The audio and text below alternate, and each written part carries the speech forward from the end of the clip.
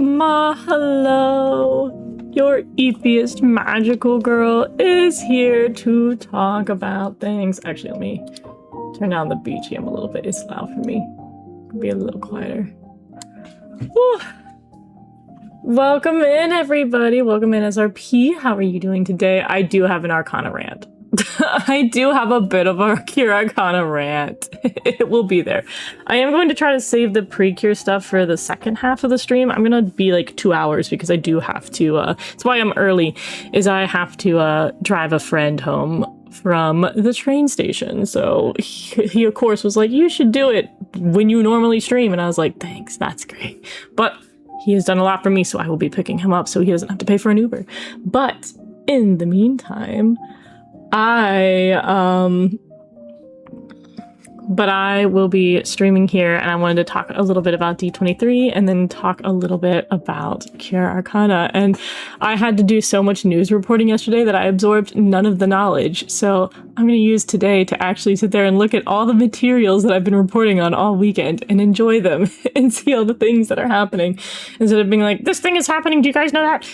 And then not remotely appreciate it myself. So I'm happy to be here with you guys this morning and enjoy a little bit of it with all of you and see what you guys think. It's been 2 weeks again, so there's been a lot of news that's dropped that I haven't been able to hang out and share with you guys. So I'm glad to do that now.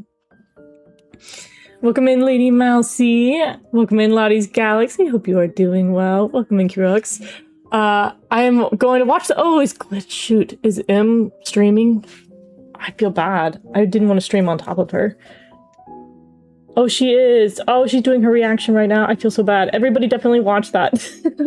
Definitely support Glitter M. She's absolutely amazing.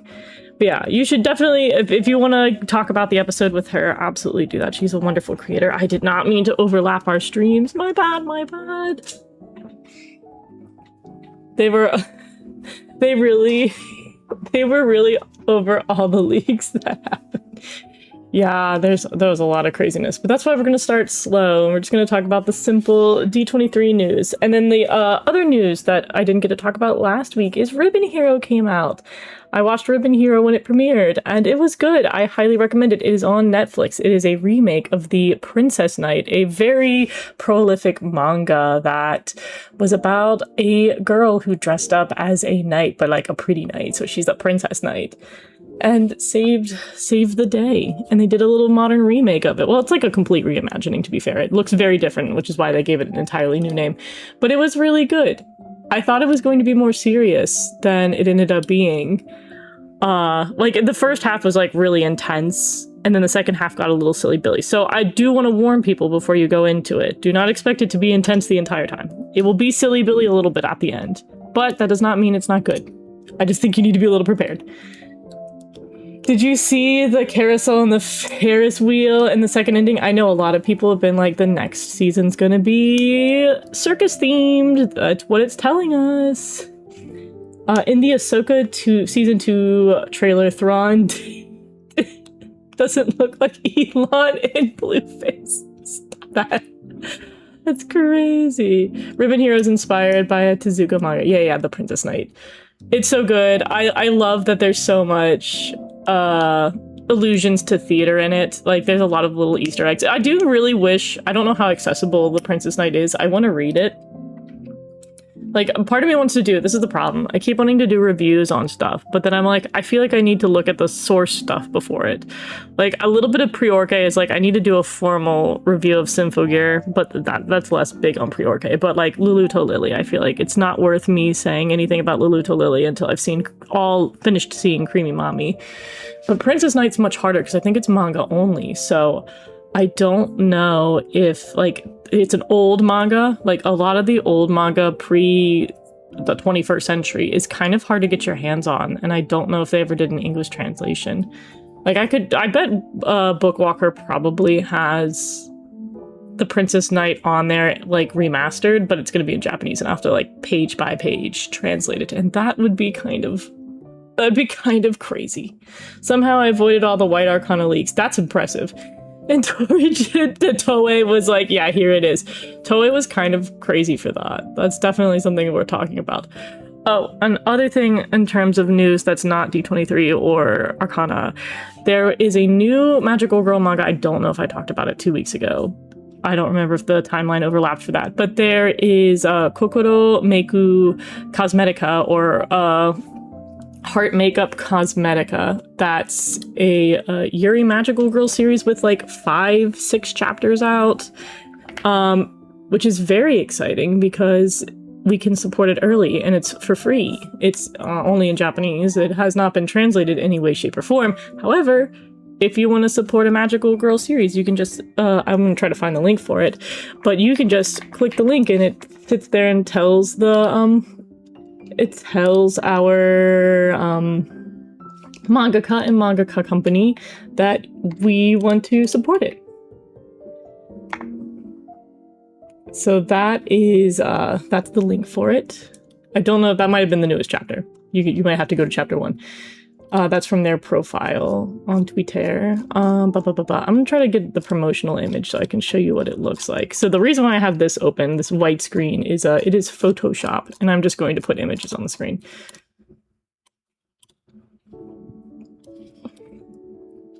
I'm trying to remember if PC is going to be kind to me and I have to download images and then put it into Photoshop. Ugh, why can't you be like Mac? Alright, Photoshop. Wake up. Photoshop, are we frozen for a reason? No, okay, there we go. But yeah, this is, okay, thank you, that's great. This is, Kokoro Meiku.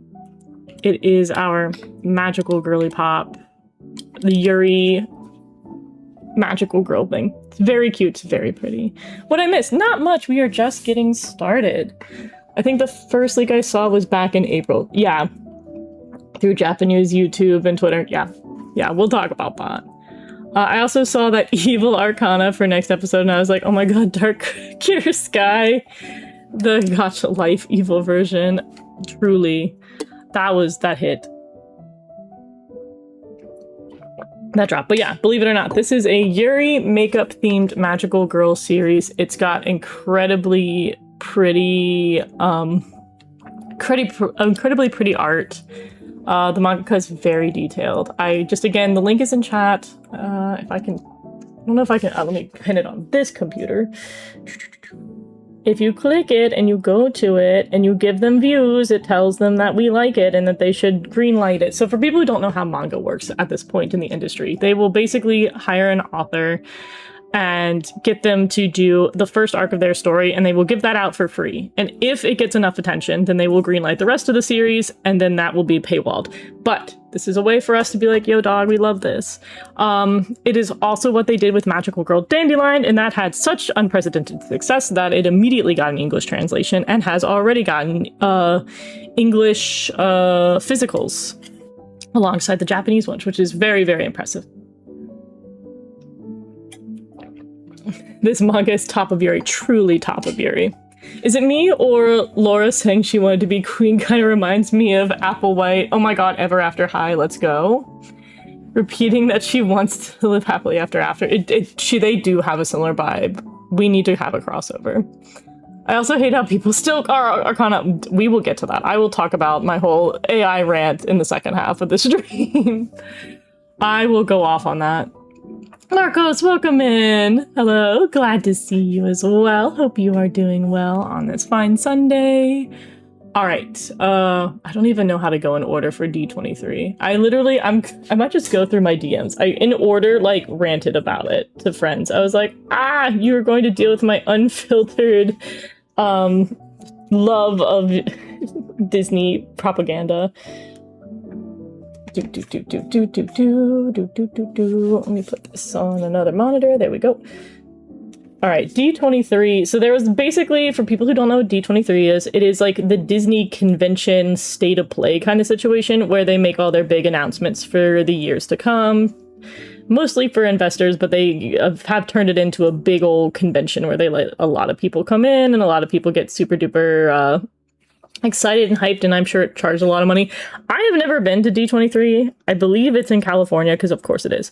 I wonder if it's worth going to, but I have no idea how bad the tickets are and cost. But it seems like a lot of fun. Like, I I do like Disney. I like a little bit of Disney. I'm not gonna lie. The Disney Direct. It is basic. That's the best way to put it. It's a Disney Direct. They need to realize not everything they want can happen. That's so fair. Welcome in, Callie. How are you today? Can't stay long. I have to leave work. No problem. No problem. I hope you have a good day at work. The one with pink hair is Judy from Street Fighter. The crossover we never expected. I missed the last live. No, I don't think even I didn't have one last week, did I? I think I was on vacation. I think 2 weeks ago. But either way, no one is required to ever come to all the lives, by all means. Why is Luke, Han, Leia, and Chewbacca absent in Ahsoka? To be fair, some of those actors are no longer with us. D23, Disney's E3, yeah, Summer Games Fest. For our gamers out there, it is basically Summer Games Fest. And then for our Nintendo fans, it's the Disney Direct. Everything is California. I know, like, we also had this past July. It was July, right? We had AX. Not a single ounce of my soul has ever had FOMO for AX. AX looks so miserable because of the crowds and the heat. And I'm like, I mean, in theory, it's great. It's the biggest anime convention in the English-speaking world, but it sounds so miserable. I'm like, I will vicariously live through you guys at home. You guys can enjoy that. I'll go to Anime NYC, and that's the biggest one I go to. I could go to Comic-Con, but Comic-Con also is one of those ones where I think it might be too big for me to tolerate that. I heard Wreck-It Ralph animatronic for the Tokyo ride. I'm getting FNAF vibes. Oh, I wish I didn't pay attention to all the animatronic things, but I think they announced a lot of new rides and stuff at the different parks. I think that's the only information I didn't really get from D23 from the different panels they had. It must be crazy expensive because anything catered to Disney diehard fans is expensive. That's true. That's why I'm so scared. I'm waiting to look at the tickets and it's like Olympic prices. I love Disney since I was a baby, but I don't like the choices they've made. Yeah, I've not been super fond of it. I kind of feel a little reinvigorated with the announcements they made here, but I still would say that, like, Disney has been a bit disappointing, but that's a whole other rant to have. Precure new, FNAF new, Disney, we're all cooking. I know, I feel like we're getting a lot. Where's the AI deepfakes of Luke, Han, and Leia? Oh my god, don't hurt me, Conrado. Welcome in. I've been reading some mangas online that I could find. Yay! Oh, we love grabbing that. The fact that I wanted to go to Coachella, you are beyond me. Coachella is one of the things where I'm like, I will vicariously live through everybody else because it looks fun when you're in the moment, but there's nothing I hate more than a desert. But for anybody who can survive that, more power to you. I think that was last year or 2024 because Benson Boone collaborated with Sir Brian I almost said Arnold Harold May, and I cheered because Brian May, but it's Queen. Yeah, that sounds like so much fun. Has there ever been a Sonic collaboration with Fortnite? I'm gonna say yes, because everything is collaborated with Fortnite.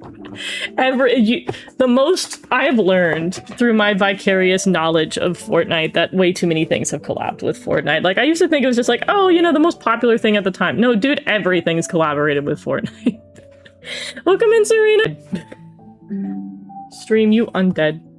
Stream unlag. All right, we dipped. Am I back? Am I back? I like that at least it makes noise now when my stream dies. It's like, I'm like, oh, we dead. We dead. Did stream die? The stream did die. It died for a second. We should be back. We should be back. Let's see my stream health. It says it's healthy. Of course you said it's healthy. Be back. Good. I'm glad. But yeah, have to buy the Switch 2 to play Ocarina of Time remake, Pokemon Winds and Waves, and Kingdom Hearts 4 in the future. I know, dude, the Switch 2 is really absolutely trouncing all the other consoles right now. Also, I recently tried fruit patisseries at the mall, or pastries, I can read. Fruit pastries, let's not add syllables that aren't there. At the mall, mango pastry, and my mother tried the raspberry one, and she said she only paid $25 for 2, and they were like $11. Dude, food's still gotten expensive even though that's cheap, but that sounds so delicious. I'm mad jealous. That sounds absolutely, I feel like my pastry places could really step it up in the fruit department. It's back. Okay, thank you for letting me know. If Fortnite collaborated with Suisei and Miku, anything can happen. I feel like that's so true. I've never been a fan of Fortnite. Honestly, same. I actually was in the games industry around the time that Fortnite like came about, or more specifically, Fortnite went from being like a zombie survival wave game to a battle royale, and it stole the code from PUBG. So I've always been like part of like, that wasn't a cool thing to do, Epic Games. So I've always kind of not been into Fortnite because of that. But that's such old news now. I still have to watch the latest Star Detective, so I'll watch your review after it, but the preview for the episode, oh my god. Yeah, I will say anything that we say about Cure Arcana really was not spoiled in the episode. Anything we talk about, the reveals that they had, was not in the episode itself. It was literally just the ending. Also, are we doing Carolina or California? Weather gotten so hot, though. I don't like this heat wave. I'm gonna say it's Carolina, because I'm sweating more than usual and ain't even funny. Carolina weather can't make up its mind. Dude, East Coast do be like that. As somebody who's lived up and down the East Coast is like, what if we added humidity and you'll never know what temperature it is? It'll be like, technically it's 70 degrees, but it feels like 100. I can't believe that I only now found out that Kureha is voiced by Ikumi Hagasawa. I like her voice and her roles that I've seen in anime. I don't remember what role she's done, but a lot of people were like, she's a very prolific voice actress. I'm happy we finally got a group power-up and a movie power-up. I have a feeling they'll probably listen to us complaining that we won't have a power-up since last year. Someone talked about it. I'm trying to remember who did. There was some person on Twitter who's actually like somewhat in the industry, and I'm trying to remember who it was, who literally was like, yeah, last season was really lazy with the color palette swap. And I was like, yeah, I can't believe you said that out loud. I can't believe you called them out for being lazy. Like, normally people in the Japanese industry always are, like, very by the book and don't they don't, like, rock the boat or criticize stuff because you'll get blacklisted from the industry. So I was very impressed that he was like, yeah. Yeah, they were pretty lazy last season. Wild stuff. Wild stuff. I'm having a strange feeling that Star Detective is giving me Tropical Rouge vibes. The power-ups look so familiar to excellent and tropical style. Is just me? I can see that. I wish Fortnite collaborates with Battle Royale itself, the OG Battle Royale. I'm trying to remember, was that a Korean movie originally? I'm trying to remember my history of Battle Royale. That definition got slung around a lot. Anyways, let's grab some of the D23 infos and just talk about them in order. I'll bring up images if I feel like it's worth it. Because D23, I believe, started with, it started with doing Pixar movies. I remember it had like a whatever announcement first, and then it moved to Coco. Oh, I think they just did singing. I think they sung at the beginning. They did some like, typical, like, we're gonna sing a song, homage, yada yada yada, and then they went into Coco 2, which I am like, what are we feeling about Coco 2? My thing is, like, I don't necessarily hate it, but at the same time, it's one of those movies where it's like, did we need a Coco 2? I'll pull out the promo image for that. Boop. We have this for Coco 2. I was kind of like, I mean, sure. I don't really know what they are going to do. I think from the trailer they had, Ernesto is back as one of the antagonists, I suppose. I loved Coco 1. It makes me cry every dang time I watch it, but I don't know if I really wanted a second one. But we'll see. It's really pretty to go back into this because I do think it has like such beautiful and like art. Like, I never see orange. I never see people do orange in a color palette for like movies and stuff and make it look really magical. But the orange petals are like one of my favorite things to ever come out of like Disney. It's so beautiful. Why is almost all the male characters from Star Detective? Why are they voiced by VAs from Demon Slayer and Boku no Hero? Because it's the hot stuff right now. It's the hot stuff. Kureha got a job to feed her girlfriend's ice cream addiction. I love that detail. TBH, I'm glad we're getting more Tinkerbell and Disney Fairies content, but I heard they're not streaming. So the panel already happened for that. For the panel for Tinkerbell, which I was really hoping we'd get a Tinkerbell revival. I won't lie to you. I was hoping we'd get some more. They're doing more with books. And then they're adding Tinkerbell and Friends to Lorcana. Another Arcana in there, Lorcana. They're getting added to the card game. They just did a history of Tinkerbell, and the voice actress talked about some of the behind the scenes on the original movies and like what it was like playing Tinkerbell as a member of the Disney cast. So unfortunately, there was nothing new in the Tinkerbell world, but I do believe one of the reasons they even had the panel was to kind of gauge if it's worth bringing back the Tinkerbell IP. So I think continuing to give love to Tinkerbell and the franchise could reinvigorate it, but I think we're a couple years out from that. Though that does bring one of the other announcements. So I need to talk about the first big announcement that came after this. The other big announcement that got paired with Coco, which I did not expect that they would transition this way. They got me here. And if you know, you know. This is me stalling for time while I try to find a diggity dang image to use here. Like, do they not have a singular good image from this?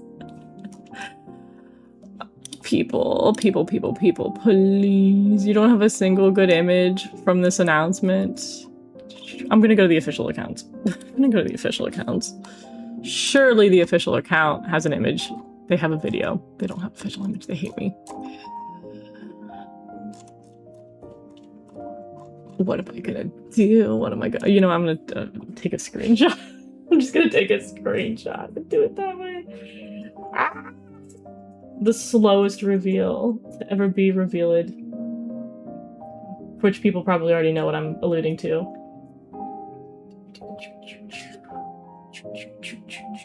Uploading the image so I can use it. Downloading the image so I can use it. Taking it out of my downloads folder and putting it in Photoshop so I can use it. 1,000 years later. They announced in transition with talking about Coco 2 to announce Kingdom Hearts 4 and revealing that they will be going to the Land of the Dead in Kingdom Hearts 4. And gave us, like, they showcased Kingdom Hearts 4 at the main showcase. That's crazy. Like, the fact that they did this, and they also did the Wolverine video game. They did video games at the showcase, and they did Kingdom Hearts, and they announced Kingdom Hearts 4 and showed us another world and gave us more Kingdom Hearts details. And then they announced the Kingdom Hearts anime that's going to take place with a character from, I think, Dark Road, a spin-off character, which is crazy. It's actually so crazy. But that's exciting news. All right, let me catch up on Chato. Boo, boo, boo, boo, boo. Correction, I meant Ikumi Hasegawa. She played Sheila in Unwanted Undead Adventure, and Carrera, I can't read today, aka Jean, in The Time I Got Reincarnated in the Slime Season 4. Interesting. I love Coco. It's good. It's so good. I found out Mae Whitman, yeah, Tinkerbell's voice actress, has a kid, and she's in a relationship with CW's Flash actor Carlos Valdez. The guy who played Cisco Ramon in What Do You Mean They Have a Kid? Like, what do you mean they have a kid? Dude, the amount of crossovers in Hollywood is crazy. Knowing Coco 2 is really going to happen. Officially, I hope it's good too. I hope it's good. They did such a good job with the first one that I can't imagine the writing will be terrible, but I do think it's like, where do we go from here? Knowing that Coco 2 is going to happen... Oh, don't read that. What if we have fairy precursors? Dude, we don't have any fairy magical girls. Like true, like tiny baby fairy magical girls. Like, we have like Persea and everything, but I was like, when are we gonna have like real BB fairies? Like, I really want them to give us like tried and true little pixie kind of characters. That'd be such a fun thing. It doesn't have to be Precure, but just like a magical girl series with little baby fairies would be so fun. They do it with mermaids. We could do it with fairies. Coco's World is a perfect choice for Kingdom Hearts. It really is. Like, sometimes they'd be coming up with weird choices for Kingdom Hearts, but I do think Coco works really well. Fun fact, the Japanese dub of Coco is called Remember Me. Stop, I'm gonna cry. Just even hearing that song is gonna make me cry. No. Oh, Kingdom Hearts segment. It's so exciting. It's so exciting. Kingdom Hearts is so back. But welcome in, Bloody Snowflake. I hope you're doing well. There are many worlds that I wanted, but now that we have to wait for more confirmation, Star Wars, we know it's going to be in there too. Yeah, Star Wars definitely coming back. Sorry, it's been a while since I've been on your channel. Absolutely no need to apologize. You come and go whenever you please. Welcome back in, Kayla. I hope you are doing well today. Good to see you. It's crazy because I felt for the longest time that Disney didn't recognize KH. I feel like there's been some conflict with Disney and Japan for like a couple of different reasons with a couple of different companies, so the relationship got a little soured there. But I do think, you know, in this recession of Disney, I think maybe they're like, hey, we should probably remember that Kingdom Hearts fans are rabid and had a lot of money. I think they're way overdue for acknowledging that Kingdom Hearts is actually a huge IP for them and that they should sit there and probably move it forward. Kingdom Hearts anime, yes. Let me see if I can grab that image. So there's a character in Dark Roads that is on the poster for this alleged anime that's going to be... Why is it a video? Why is it a video? Give me... It looks like they're going to focus on somebody else in the universe, which is kind of sad. We were hoping we would finally get like a Sora, like tried and true Kingdom Hearts adaptation, but this is probably them soft launching the anime. So they have this guy whose name people know. For the people who look at the spin-offs, for people who look into the spin-offs, which I only know Union Cross. I don't know much about Dark Road, but it's this dude. Whoever this guy is in Dark Road, and whatever he does, he will be the protagonist for whatever the spin-off Kingdom Hearts series. That's coming to Disney Plus. Surprise, surprise, this is no one's surprise. Coming to Disney Plus. Kind of disappointed the new rod isn't called Top of Lily Rod. I don't disagree with you, Joel. That's actually so true. Like, what's this Shine Arcana rod? Bye. How will Star Wars Keyblade look? Will Sora learn to use the Force? Stop. I kind of want him to learn to use the Force. I have to go. That's totally fine. Bye, Callie. Hope you have a good day. I'm not feeling well once I found out Tinkerbell was only coming back in Lorcana and not anything else. I feel you. I was really hoping, because they announced another thing, which we'll get to. They bring back another IP from the dead. Surely they could have brought back Tinkerbell. They're resurrecting old studios, but they didn't bring back Tinkerbell. Be so for real. It's Sora. I don't know if it's Sora.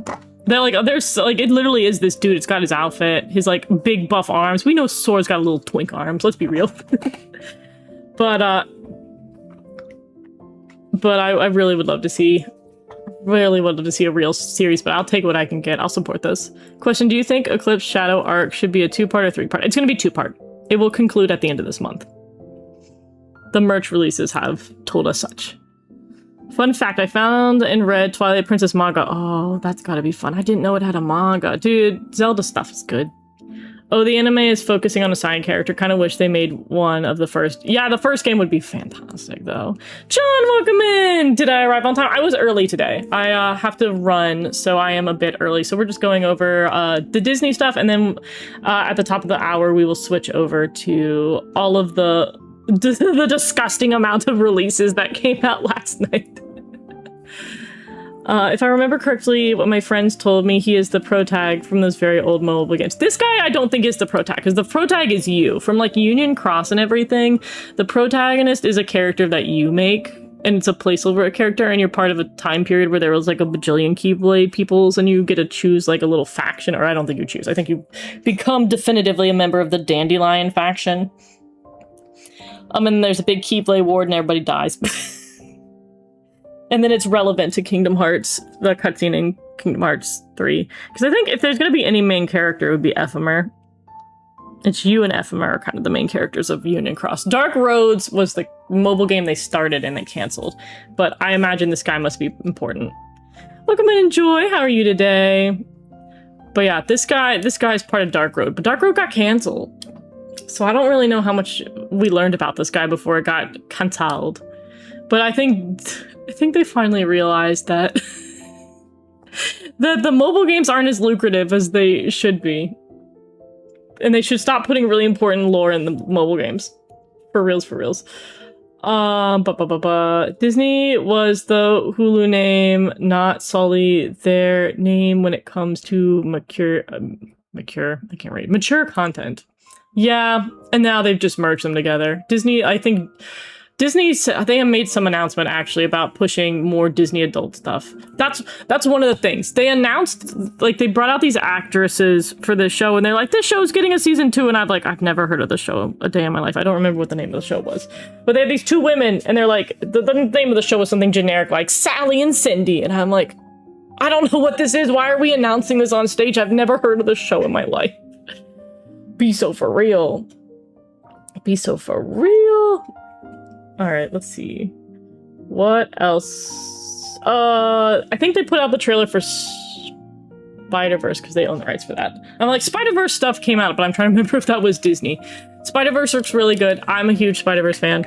They put out the new trailer, which is really just a sneaky peek at the... I can't remember if this was a leak or this was formally announced there, but it happened at the same time that it should have happened. So I will put the poster and just talk about it briefly. I'm very excited for Spider-Verse. I think they should take all the time they need to cook it. I think it will be good. The first 2 movies have been good. It's been entirely reliable. That's basically all I gotta say about it. I love Spider-Man. It's one of my favorite Marvel superheroes, if I'm gonna like any Marvel superheroes at all. This is such a good show. Or not show. It should be a show. It should also be a show. But it's also such a fantastic movie franchise. And it's really silly. I like the comedy and the badassness that they've already shown us for the first few minutes of the new movie. Very happy. I think there was some controversy about the footage that they showed being pre-rendered, and some people were like, the art looks bad and it's different, and they're like, it's not done yet. And then to that, I'm like, let it cook. Let it cook, it will be fine. I don't expect them to be bad. It's Kingdom Hearts. I only really poke it with a stick. Lore of it, yeah, the lore is crazy. I feel like one day we should watch Barry's a good enough summary of Kingdom Hearts as somebody who had never engaged with Kingdom Hearts, because it's so funny. It's one of my favorite videos on the internet, is him trying to summarize it. Spider-Verse movies are awesome. They're so good. Also, if I've not said hi to you, welcome in, good and son. Square Enix has a very spotty history with gacha games, mainly because a lot of people don't want to play them because it's very fast. Yeah. Fun fact, Wall-E has a manga. Of course it has a manga. That's crazy. That was released in Japan 10 days after the Japanese version of the movie, and then in the US nearly 10 years later to celebrate the movie. Dude, it's your own IP. You might as well put it in English. This movie is a canon event, truly. I'm very excited for this. Can't remember if it got announced at D23 or if it was leaked, but either way, I'm very excited for it. So if it was leaked, my bad. I need to find, I gotta find where I genuinely was yapping about it. Okay, here we go. I yapped about Kingdom Hearts. Percy Jackson got announced. Okay, Percy Jackson Season 3 is the season I care about. Like, Percy Jackson, I'm a huge fan of Percy Jackson, and it's one of the only book series that I fell madly in love with, but specifically because... but specifically, I was like, I read the first 2 books when I was really little, and I dropped it. And I was like, man, I can't get behind the series. And then I read book 3, like, years later, and I was like, JK, the series is actually really good, because of my son. My son, not even in this poster. I'm a big fan of Nico. Nico is my favorite character. So I saw this trailer, and I was like, Nico's in there for 10 seconds, my child. I'm like, get through seasons 1 and 2, because now it's Nico time, even though he's not even in this poster, and he should be. Like, whatever. Whatever. It's all about Nico. Nico's gonna be so important for at least the next 2 seasons, and it doesn't matter in season 5, but then he'll matter a lot in season 2 of part 2. When we get to Heroes of Olympus. I'm trying to hold back all of my Percy Jackson love. Don't be shy, Novo. Give us your explanation of Kingdom Hearts. Dude, if I tried to explain Kingdom Hearts, it'd be so factually inaccurate that it might as well be a new series that you've learned about. Miles Morales. Miles Morales. End of service. I can read when the game ends. Yeah, that's true. Square Enix is real bad about when they end their games. The Power Ranger, oh yeah, the Power Ranger reboot got canceled, which I'm mad about. I liked the movie that they made, like, God, was it 10 years ago? They had the Power Ranger movie. That was really good, and then they didn't do anything with it because they didn't do well enough. And then they were gonna have a Power Ranger series reboot, and I got really excited about that, and that got canceled. On the other hand, I did learn, and I guess I'll have to watch Power Ranger series. Apparently the last Power Ranger series in America had the Red Ranger was a girl. What? No one told me. That's why they probably canceled it. But I'm like, Red Ranger girl, Red Ranger leader Ranger girl, me need to watch. Me need to watch that. They're like, this was the last Power Ranger series. And I was like, I guess I need to watch it. I did not know your game, Power Rangers. I could bring up like the big chart of Power Rangers and go through like the first 20 and be like, I've seen these. And then everything else, I'm like, I didn't know these exist. But yeah. Me also have hyperfixation on Power Ranger. Me have hyperfixation on lots of things. Very sad to see Power Ranger get canceled. Wanted to see that. I wish YouTube brought back watching all the Sailor Moon episodes for free with ads. Did they take it off? That makes me sad. I wish they did that to Precure would be fun. I read Percy Jackson a long time ago. Now the plot makes a little bit less impact because I played Hades. You got the lore. When you engage with the actual lore and you're like, oh, thing makes sense now. Zeto is a Power Ranger, Jesus. The last Power Rangers I watched was Wild Force. I think that's one of the Wild Powers. I think is one of the ones that I have the most memories of. Zeto is off-brand Tommy. Oh my god, there's so many blasts from the past. I'm looking forward to Frozen 3 and Bluey. Dude, Bluey movie was also announced. I guess we're just gonna transition to that. The Bluey movie got announced. People are really upsetty spaghetti because it's CGI instead of its beloved 2D. I'm gonna be honest with you. I don't care. I don't like. I get the death of the 2D animation. I understand that. And people are like, this looks like AI slop. Dude, it looks fine. It's like, I don't lose faith in the Australian team behind Bluey. They're so wholesome. And as somebody who went to the Bluey Live, I think 3D will be fine. I don't think it's gonna make the original series turn to 3D. Or at least it shouldn't. But I will be taking my nephew to this. He's really super duper excited about it. I showed it to him. We FaceTimed and I showed him. And I'm really excited to take my nephew and my niece to this. And it's gonna be really fun. I'm super excited. So Bluey looks fun.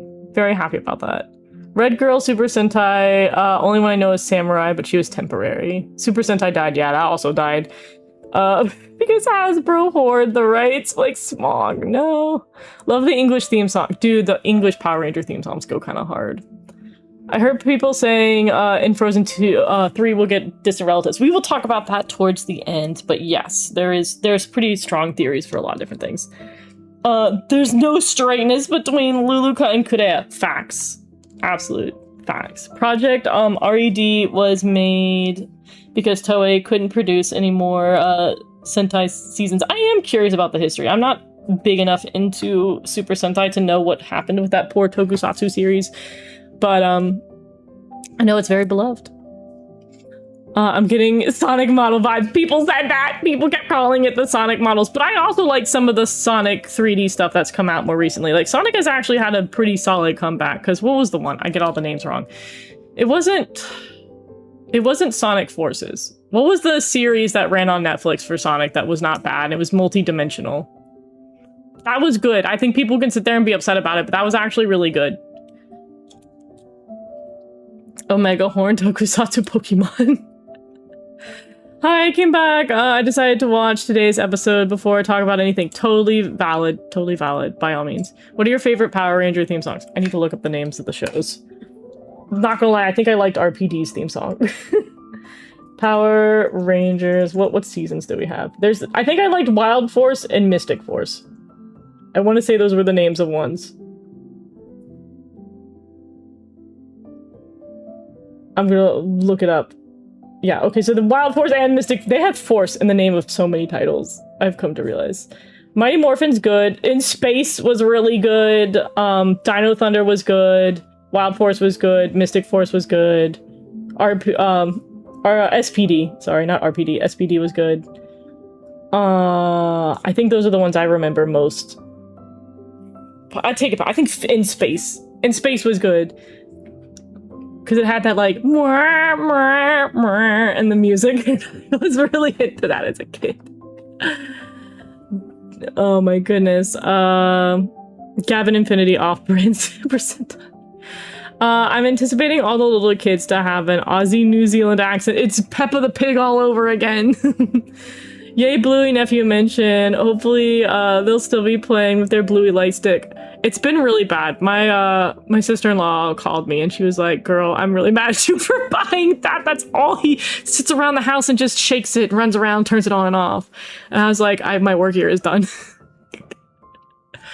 Oh my god. And then his poor sister, but also not poor her. She keeps being like, he won't share with me. It's so funny.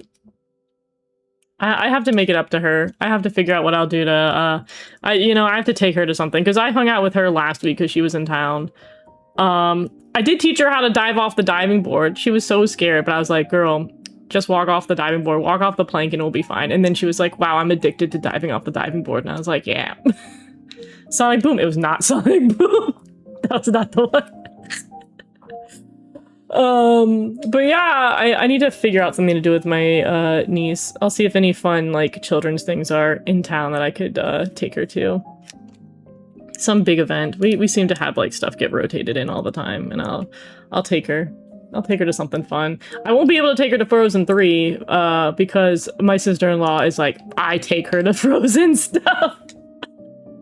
And I was like, I'll let you have that. I'm gonna make my parents go to Frozen at midnight because I've done that the last 2 times since I was a child. And every time I've sat there and made them suffer through Frozen with me, they will be doing it again. I made them do it when I was a child. I made them do it when I was in New York, and we will be doing it again when, what is it, November 2027 rolls around. My favorite English songs from first of all the seasons: In Space, so good. Lost Galaxy, Lightspeed Rescue, but I like Time Force and Wild Force. I need to listen to them all again. Bluey is one of the best kids shows. It's for both kids and parents. It's pretty good. I really liked the live show. That was kind of a little happy moment for me. Sonic Boom was the atrocious game, but a good show. The show was funny. I will say the Sonic Boom show was funny, but the 3D that they had in the newest Sonic show was really good. I think it was like the Sonic Boom animation was pretty standard. It was very similar to like SMAG animation. The Bluey movie teaser gave me so much nostalgia. The Keepy Uppy game. I literally I got my nephew the Keepy Uppy sweatshirt. So I saw the Keepy Uppy and I was like, why am I crying right now? Why am I getting emotional? It's also because it was really late at night. Welcome in, Pebble. How are you doing today? Hope you are doing well. There's a simple explanation for this. About Super Sentai, I think Shinka Ranger last year, it was a very good experience. Definitely recommended as a show overall. I have to have like a tokusatsu phase at some point. I have to get back into it. The Bluey movies teaser gave me so much nostalgia with the Keepy Uppy, because Keepy Uppy episode was the first episode I watched in the show in general. That's so sweet. That's so sweet. I wanted to watch Super Sentai shows, but I'm a mess at watching more than 2 shows at the same time. Valid. So valid. Yikes. Every time someone talks about their memories of the original Power Ranger broadcast and its subsequent seasons, I feel so lost because I never got to see Power Rangers. I don't know, did they have that in your region? Like, I feel like Power Rangers is just kind of like one of those passive things. If you've seen it, you've seen it. If you haven't, you haven't. Like, I think there's certain childhood things that I absolutely missed out on. Like my sister's generation also had really iconic IPs go through it, and I kind of vicariously pretend that I lived through them with her. If you could become a Precure, what would your cure name be, and what theme would you have? Ooh. I'd have an art theme, but at the same time, I would want my name to just be Cure T. Make it easy. Precure wake up time! Is it me or I dislike the Jack Frost Elsa ship, even though people realize it will never happen? I think it's funny. Though I recently, some artist was popping off on Instagram and they kept doing Jack Frost and Hiccup from How to Train Your Dragon. And I was like, the art's so good. And like, oh no, the art's really good though. You have too much power. I have a feeling that Elsa won't have a love interest. Yeah, I don't think she will. If we're being realistic, she won't have one. If we're being Delulu, they'll give her a wife. My name could be Cure Nebula. That's so pretty. I love that. Talking about Power Rangers, I am so detached from the whole franchise. Last time I remember seeing the Magical Dinosaur SPD Police one, and the one where they can change into each other. Yeah, that's kind of around the generation I was in. Oh, I was a kid. As a kid, I was crazy about Power Rangers. They're probably the reason I get crazy about Precure. I honestly think, yeah, there probably was something about like the Power Ranger to Precure pipeline for me. I think that's in there. It's sad that Saban and later Hasbro rely on nostalgia for so many later seasons. I mean, look at them with the Barbie movie. They do be hanging on to nostalgia. All right. Bluey movie done. I will talk about the other movie that got revived, which I'm not like upset that they revived the studio and they're going to continue this. I don't have a good image. This is the image we're going to be using. Ice Age is coming back. They've revived the studio and they're bringing back Ice Age. They couldn't bring back Tinkerbell for some reason, but they're bringing back Ice Age. So Ice Age is another funny one where I've got like random lore with Ice Age. Ice Age was kind of like that whatever movie. It was like the Shrek for Disney. But one day I was at my grandparents' house when I was like really little. My sister and I were there. And Ice Age was put on.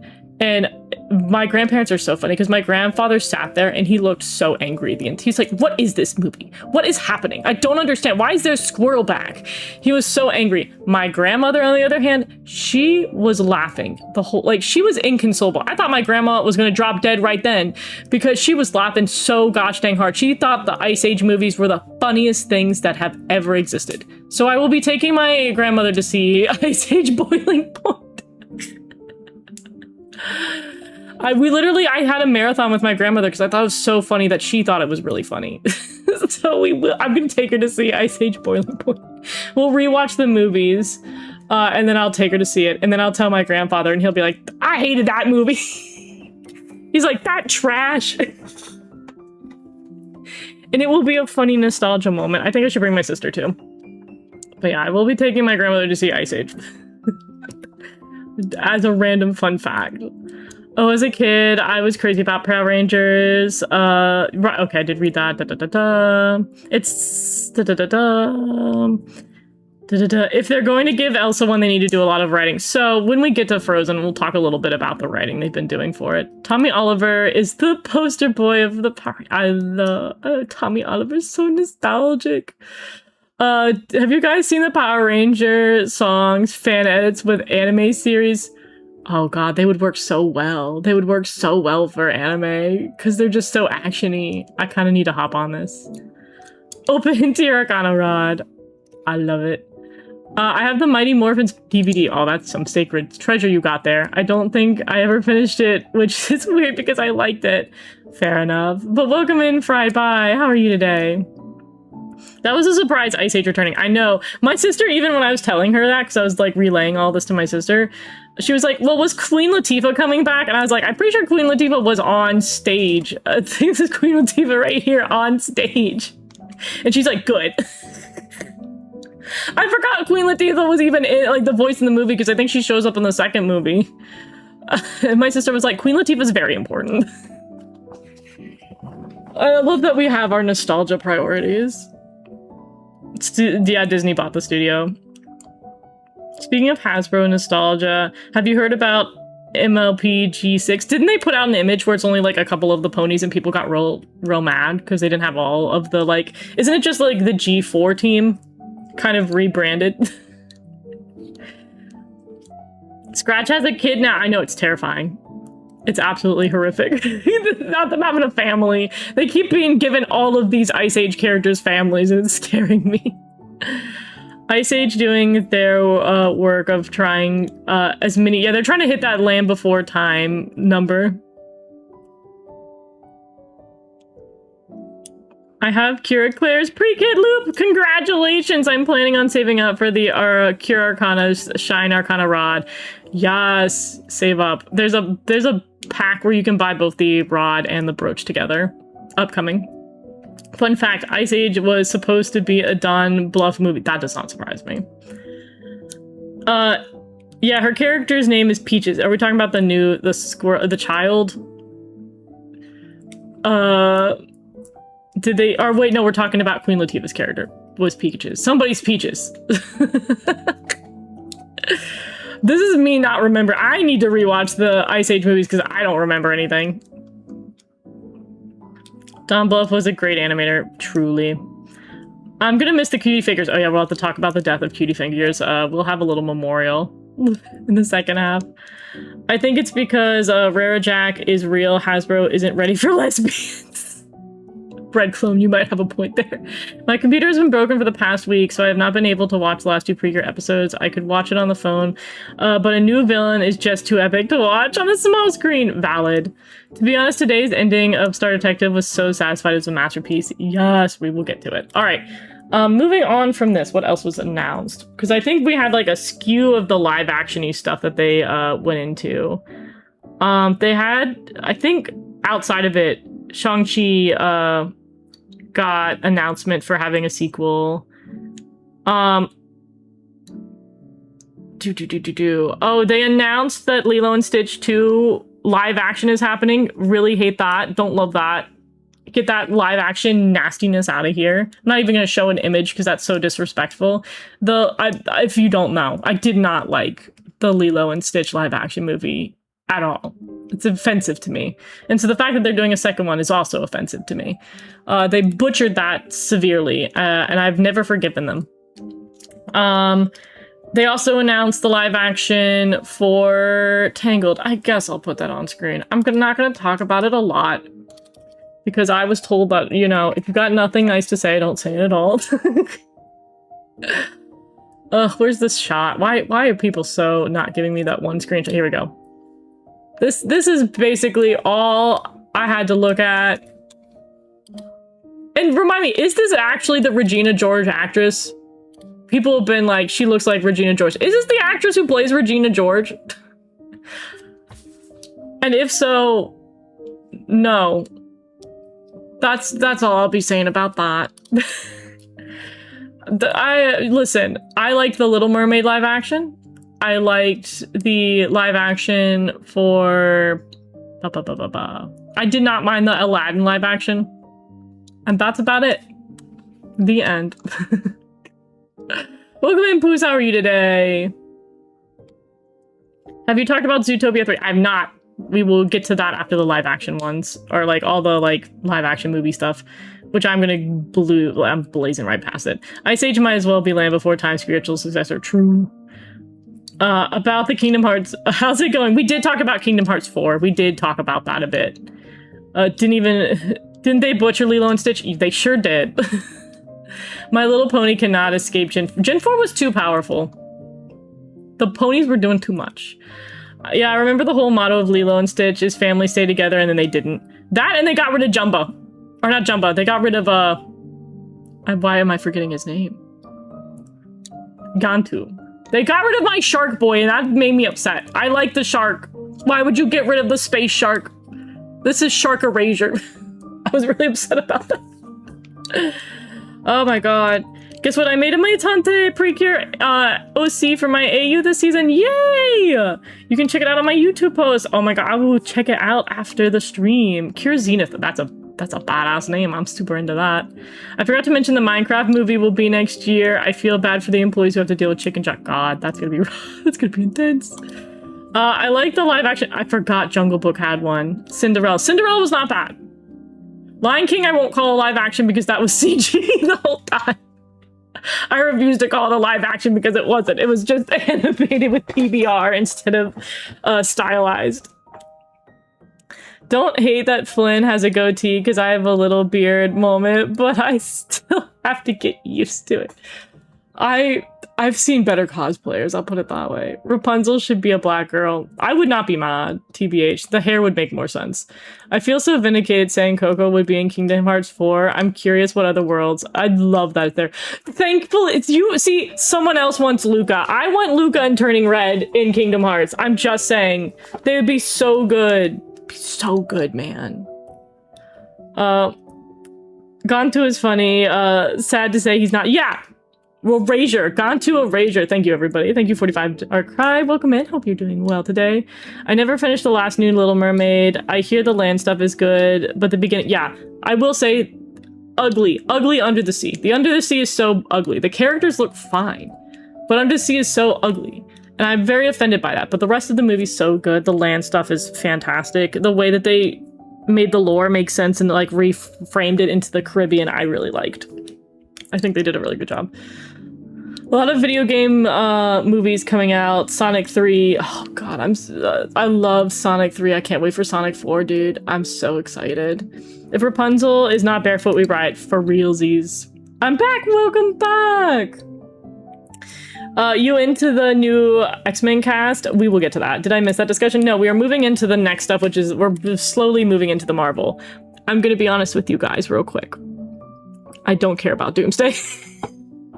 People in the chat were like, stop showing us Disney stuff at this Disney thing. Show us Marvel. We want Marvel. Marvel, Marvel, Marvel. Girl, I don't care about Doomsday. Marvel, like, I grew up a DC girl, so I don't care as much about Marvel to begin with. I also don't like some of the, like, the main Marvel superheroes for me have never been all that interesting. Like, I think Thor and that side of stuff was kind of interesting. I hate Iron Man with every fiber of my being. I'm so uninterested in Hulk. I like Spider-Man, but he always felt like a separate IP from everything else. Black Widow, boring. Hawkeye, boring. I didn't care, man. Guardians of the Galaxy, don't care. I don't care about Marvel. Loki, I like Loki. Like, every tertiary MCU thing I cared about. I was like, Scarlet Witch was kind of interesting. I liked WandaVision. I really liked Agatha all along, but I was so divorced. I was so divorced from it. I was like, man, I love all this spin-off stuff. I might watch, what's the new one? The new Vision thing that they put out. That's Vision and Ultron. Might watch that, but I liked Wanda more than I liked Vision.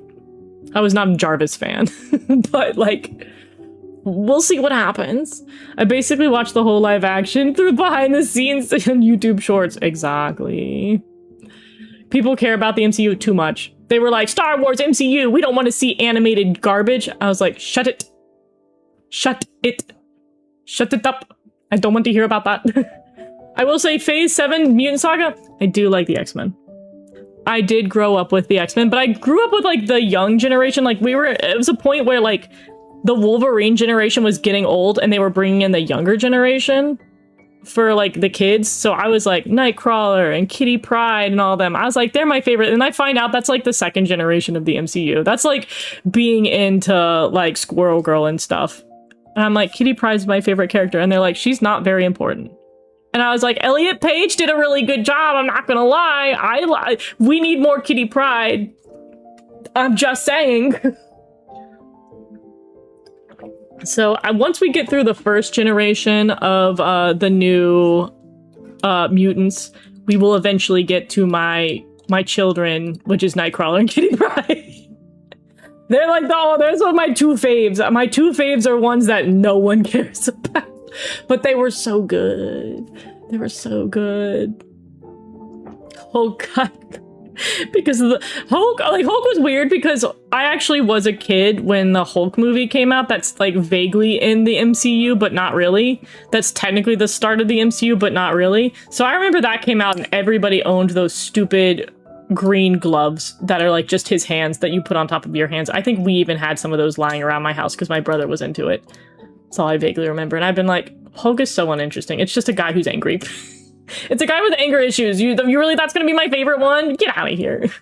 I meant Sonic 4. No worries.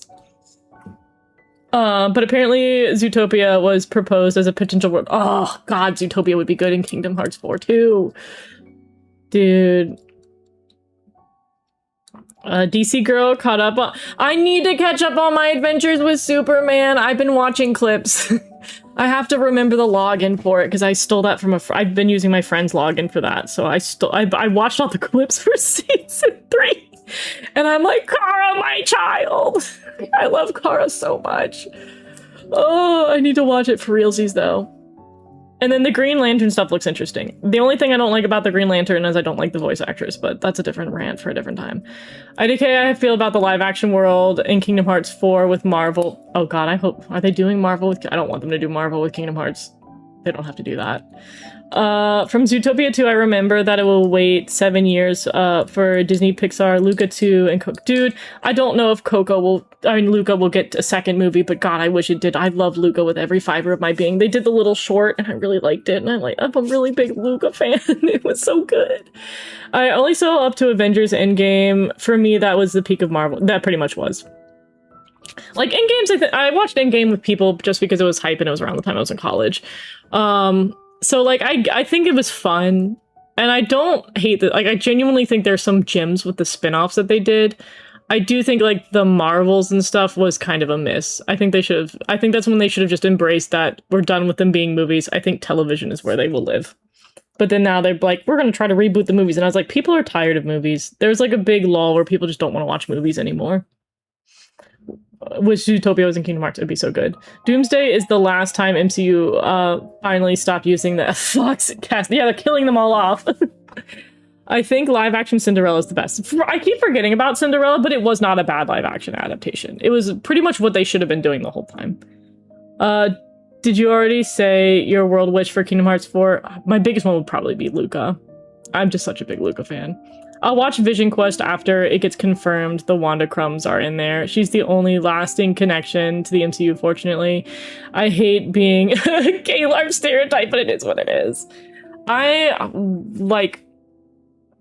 don't understand some of the stuff they're doing with Wanda and Vision, other than I know that it's because the directors are dumb and they're not communicating. Because when they said that, was it Multiverse of Madness or whatever the Doctor Strange sequel was, they were like, we didn't watch WandaVision. I was like, that's why it was so crappy. That's why her character was absolutely butchered. Also, like, we saw in WandaVision that Vision's not gone and she can still be with Vision. So I'm so confused as to, like, what we were doing in the writers department. Things were getting a little wacky.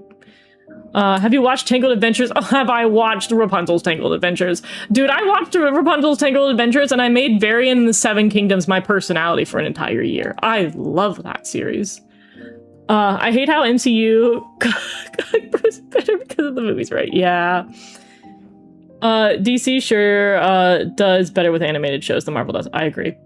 If they want to lock in, they'll send Sora, Donald, and Goofy to the Boiling Owls. Oh, Mr. Y Guy. Oh, you have said the truest thing ever said before. What are your thoughts on Coco inclusion in Kingdom Hearts 2? Totally into it. I'm on board. I think that will be absolutely great. Especially with them wanting to have the more, like, realistic, Sora, like, goes to more realistic worlds at the beginning of Kingdom Hearts 4. I think it makes a lot of sense. I think it works for the art style that they're going for. I have way too many shows that I have been trying to watch. I have not had time to watch the new Superman Season 3. I'll get to it eventually. Apparently it's a pretty fast watch, which I'm glad. Apparently it's very smooth. Maybe they could send Sora, Donald, and Goofy to... They would. They probably are going to do Avatar. They probably would. I think some Star Wars things... Yes, so we'll move to Star Wars now, because... there was X-Men. So to answer the question about the X-Men cast, I know a lot of them. I know Sadie Sink from Stranger Things. I know Kit Connor from Heartstopper, which ironically now both leads from Heartstopper are now in the MCU. I need them to actually fall in love. I think, doesn't Cyclops, he's supposed to be in love with isn't he supposed to be in love with, like, Jean Grey? Whatever. Reconsider. Reconsider being in love with Billy. Change your mind. Oh, I will ship you two again, some way, somehow. But yeah, most of the cast, I think Maya was on Broadway and she's going to be Storm, which I think is a perfect pick. I didn't have a lot of qualms with the cast. I will say it's weird for me with the new X-Men cast because every time they've cast X-Men characters, they've usually been, like, really old. Like I think of what's his name? Mr. Greatest Showman.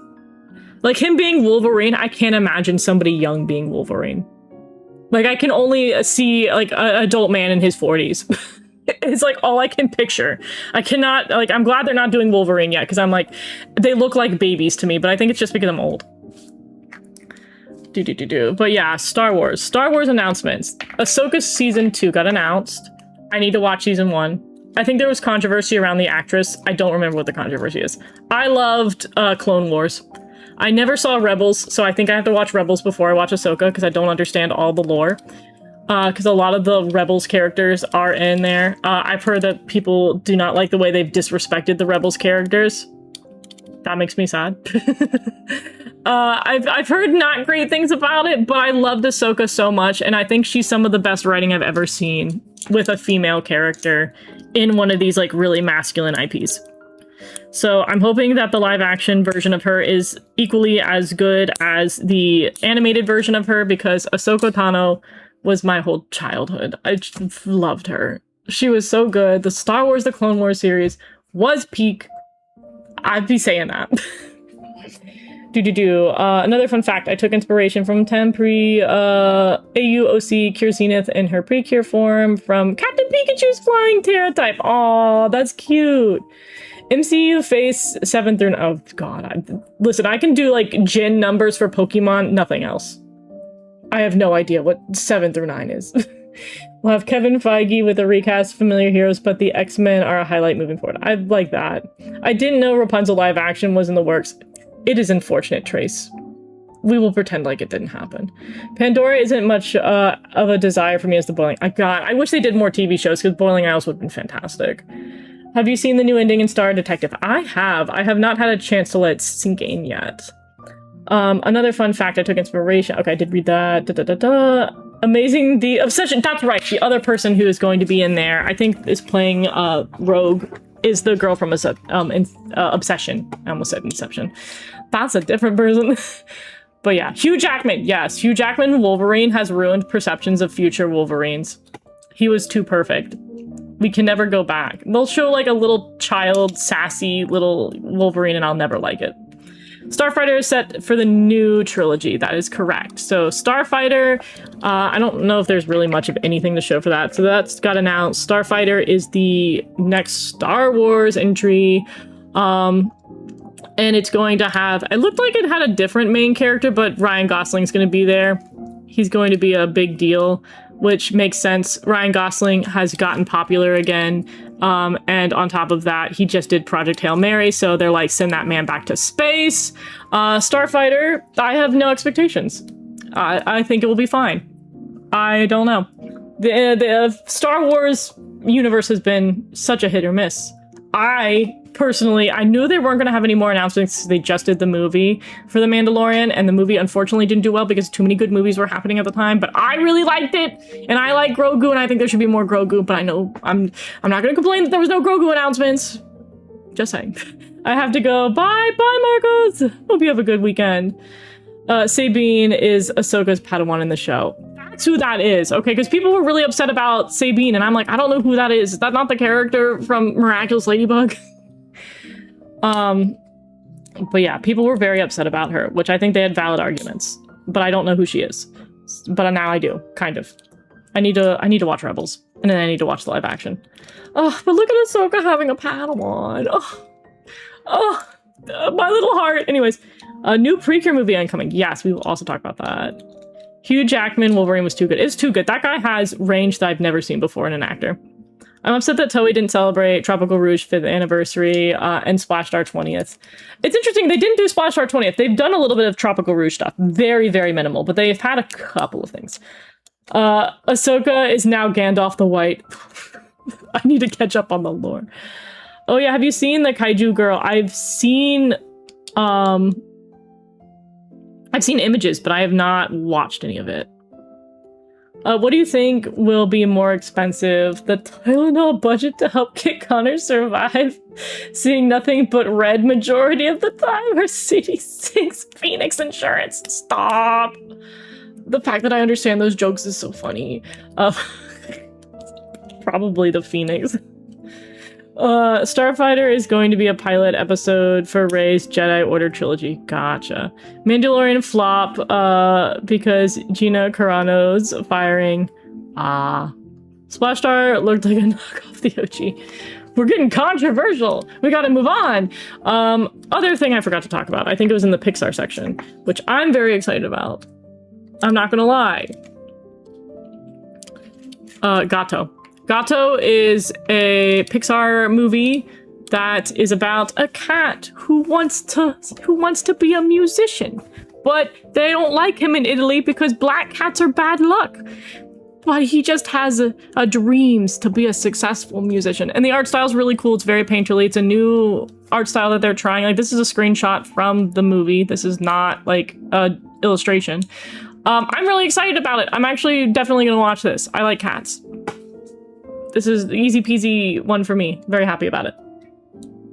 I think it's weird that Star Detective has the same color as Wonderful Arcana. Should have swapped. Oh my god, it does now, doesn't it? Has it ever happened to you that you don't know what outfit to put on a character drawing, even though you know the concept perfectly well? What's happening to me? Dude, that happens all the time. I mess up the like, my character's changed multiple times because I keep messing up the concept art, and I'm like, well, this is better. This is easier. Pixar having racism with a black cat. Stop. I'm glad they didn't go for the low-hanging fruit of making it witch themed, to be honest. As much as I love witches and stuff, I like that this is got this whole Italian thing going on. It looks like it's gonna have a buddy with this bird that's annoying. I'm about it. It feels original. It feels fresh. I'm kind of into it. I have hope for the future since it seems like they're at least trying new things, the nostalgia base. Yeah, Pixar I think is trying. I think Pixar has been trying, to be fair. I don't think Pixar's movies have really been that bad. I didn't see Hoppers, but I've heard nothing but good things. I love Turning Red, and I loved Luca. I genuinely think Pixar gets crapped on too much. I think Pixar is fine, and the people running Pixar are dumb. That's my take on Pixar. Now on to Disney Main. Disney Main, I got some things to say. Disney Main, I want to say there was 3 announcements. There might have been 4, but we're getting to the end of it. The blue bird from Rio, stop! Not the bird from Rio. I will briefly talk about this announcement. Clay. This was weird. This is one of those things where Disney announces something, but it's too little information to really know how we feel about it. The premise of this movie has been as follows. It is about a bad mentor who has to look after a newborn Clay. That's all we know. That's all they gave us. That is all the information that was supplied to us. It looks like, many people have pointed out, it's looking a little bit like the Lorax. They're not wrong. I don't know if this will be good. It's different-ish. It's somewhat different than things we've seen before. It looks like, well, no, I take it back. My beef right now with my insurmountable beef with Disney movies lately is that the villain of every movie is generational trauma, and it pisses me off. I'm not going to acknowledge Wish, but most every movie is like generational trauma, and it makes me mad. I'm like, listen, it's not that the movies were bad. Like, Luca, not bad. Turning Red, not bad. Encanto, not bad. But when you have, like, stuff where it's like, Frozen 2's villain was generational trauma, and then, like, you have Wreck-It Ralph where the trauma was myself the whole time, I'm like, can we have a villain? I'm okay with a twist villain, but can we have a villain that's a good villain? This looks like there might be some generational trauma family nonsense. I'm hoping not. I hope she does not have a grandmother or a mother. I hope it's just her and there's no other family members, and then there's this Clay. Because if I get another generational trauma movie, I'm gonna be out. It reminds me of Rayman Legends. It does. It's got that thing. As long as it's not another Wish. Wish could have been good. Wish needed romance. Wish needed the stupid star to be a boy. And it would have been fine. But I swear to God, why does he look like a video game mascot? That's how they make the merch. That's what they did with the Wish Star. They were like, why have a cute boy as the Wish Star when we could have a marketable plushie? And look what that did them.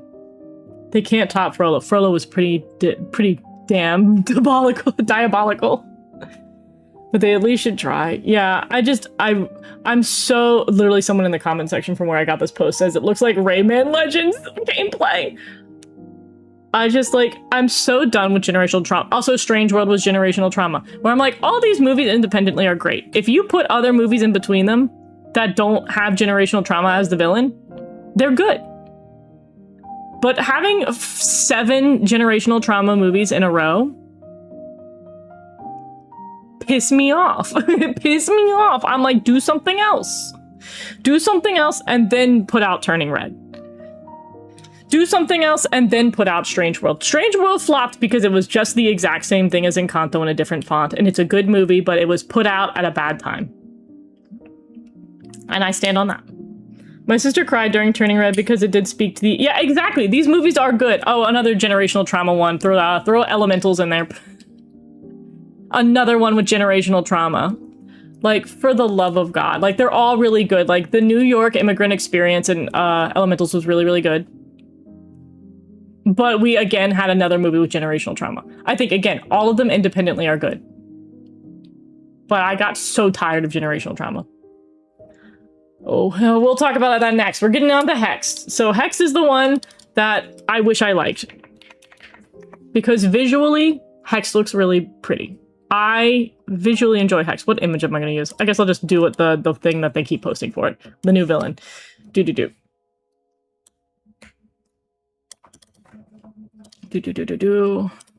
We'll get to that. Elementals is also just an Asian American generational trauma, though. Yeah, but it's very specific to the New York experience, which I was living in New York at the time, so I very much respected what it was saying there. And it was good. But it also was like, for the love of God, please stop doing generational trauma back to back to back to back. People, like, for years from now will respect how good these movies were, but because they kept doing the same plot line over and over again, people are exhausted. Anyways, I might understand how y'all feel, but I'm guessing in another year or two, maybe Pixar will surprise us by doing another I feel like WALL-E we need more than ever, because that's quite literally how our world's going.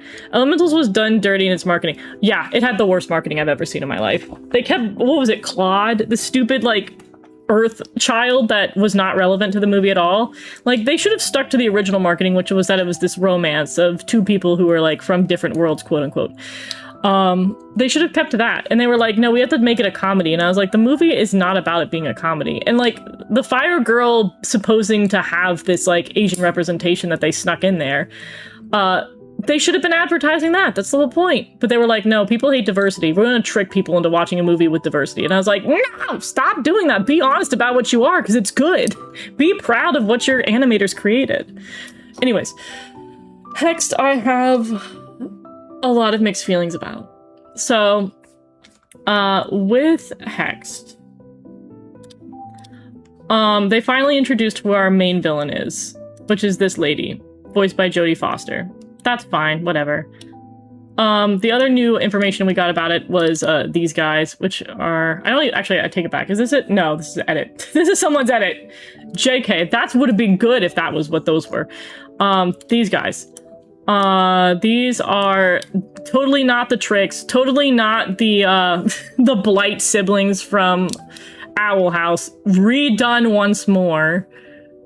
The amount of times that they release new information for this series, and it's just something that the Owl House did, is driving me insane. Like, I do not want to compare this series to the Owl House, but they keep doing stuff that is precisely what the Owl House did, and I'm like... Why do you have a main character, like, why do you have a main villain girl and then her 2 twin sister siblings? What's the point? Why did we do that again? Am I getting her mixed up with somebody else? AMC lady. My god. Kind of what I hoped Soul did. Soul was good. I like Soul too, man.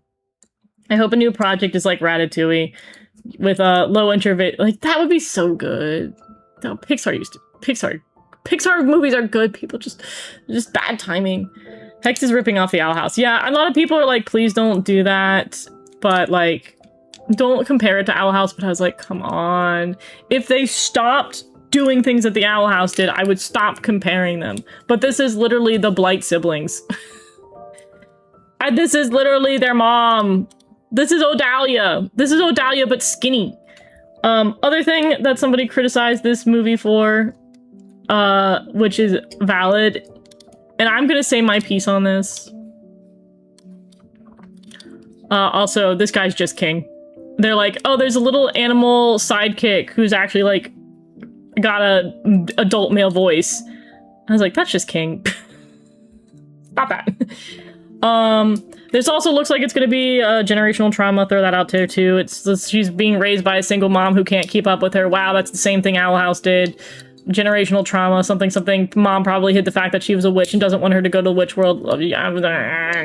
Anyways, I don't like that her name's Billy. I think it's a dumb name.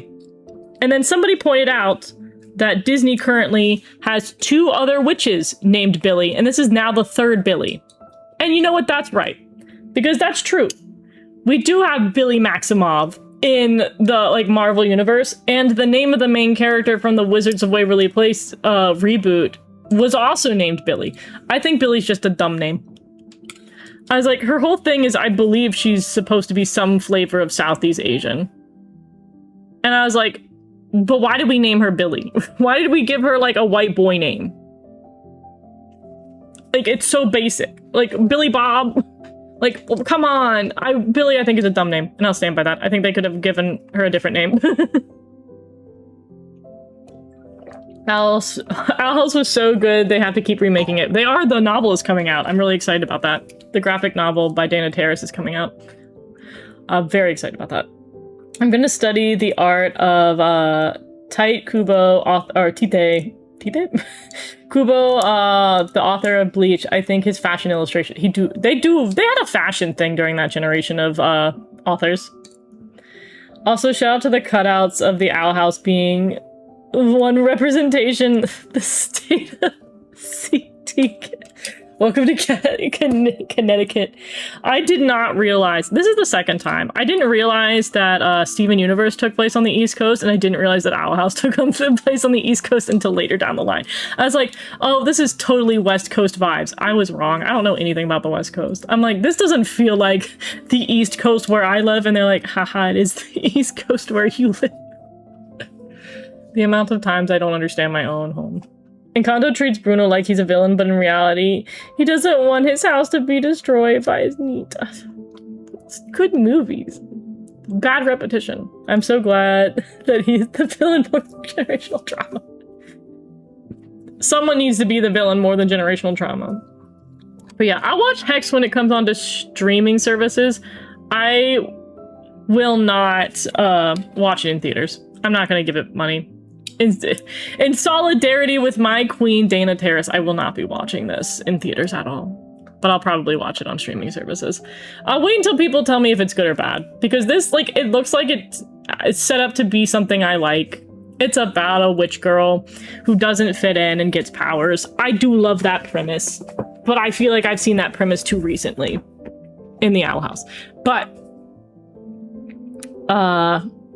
either way, we'll see what ends up happening. Hext is fighting Forgotten Island looks so good. So they're both Filipino. I'm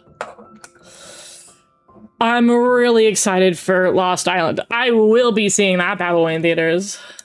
110% will be seeing that in theaters. That looks delicious. That's what I want to see. The art looks amazing. The friendship / maybe romance, I don't know what it is.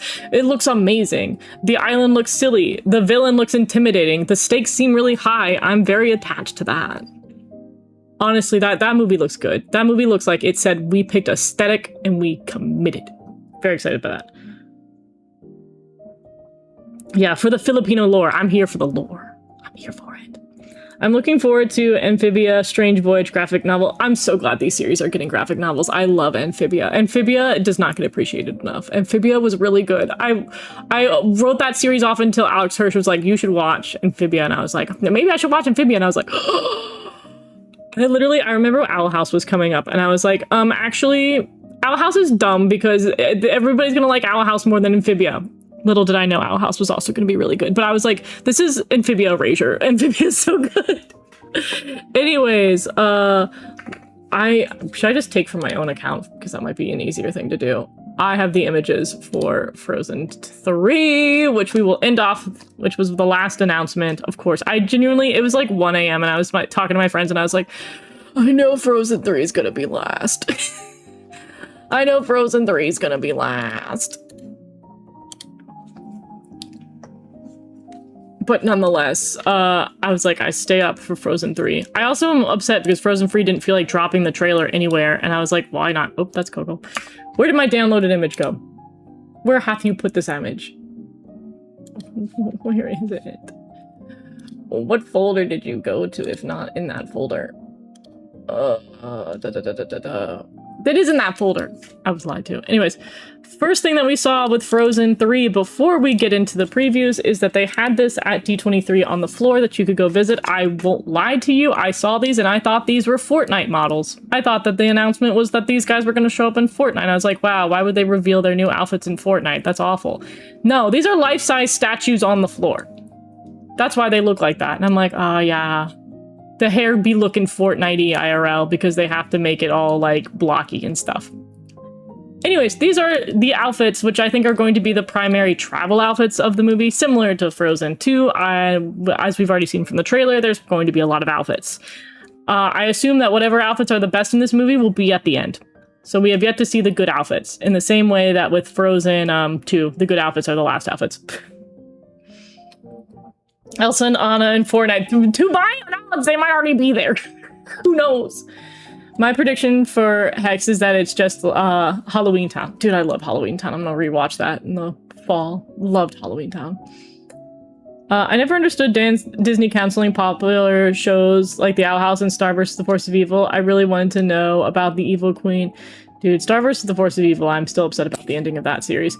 That one probably got canceled. I think both of them got canceled because of the representation. Star vs. the Forces of Evil really, like, went on a whole arc about racism in the last season, and I think due to the political climate at the time, Disney canceled it for that. And then, of course, Owl House was gay. They canceled it for that. Concept Elsa, breach containment, amazing dresses for Anna and Elsa. I need Elsa shooting lead on Goku. Fortnite needs more Cartoon Network, Nickelodeon, and Disney skins. To be fair, oh, that's the other thing I didn't mention because I'm not into it, but there's going to be another Simpsons movie for any five Simpsons fans in chat. It's too gnarly. So my opinions on these outfits right here, quickly.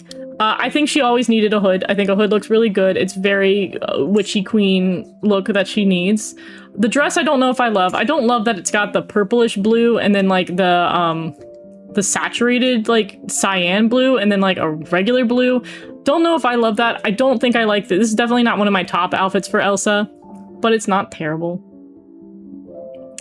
I like Anna's outfit. However, I don't know why it's Asian. Like, this has been a question because there was like vaguely Asian outfits in Frozen 2 as well. But this is like, is this not like a Chinese top and then like a Korean skirt? I don't know the names well enough to be like putting it down. Because isn't like the Hanfu skirt? And then it's got like this very Chinese looking top jackety thing to me. And then Olaf in his images also has like one of those like Chinese little kid shirts.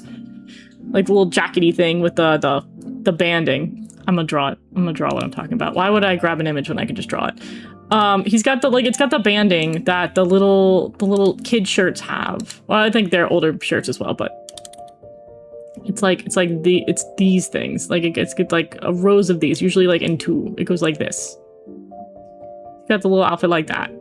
And I'm like, aren't you guys supposed to be Nordic? Like, I mean, yay for the, like, a Kipao. Yeah, Hanbok and Kipao. I'm not pronouncing those right. Hopefully it's not Orientalism. That's my problem is I'm like, why is there, like, really heavy Asian vibes? Where I'm like, but y'all are white. And, like, there's so much Nordic cultural outfits that I'm surprised they're not wearing it. At this point, though, I'm with that one girl who went out of the way to make a whole, like, Disney princess movie, but Korean, where I'm like, just make a Korean Disney princess movie. If we're going to be having these outfits, just give us a Disney princess that's from Korea. We've yet to have one. I see the Asian influence in her outfit. K-pop Demon Hunters, your impact is strong. But the thing is, they've had to have this in production before K-pop Demon Hunters. I think somebody on the staff, because there was some sneaky little outfits in 2 that also had very like Chinese-inspired tops. Like their jackets are very much that. Frozen should stick with the Nordic and Viking. Yeah, that was my thing. But I don't know if that's like I don't know if that's a bad take. I don't know. That was just my observation.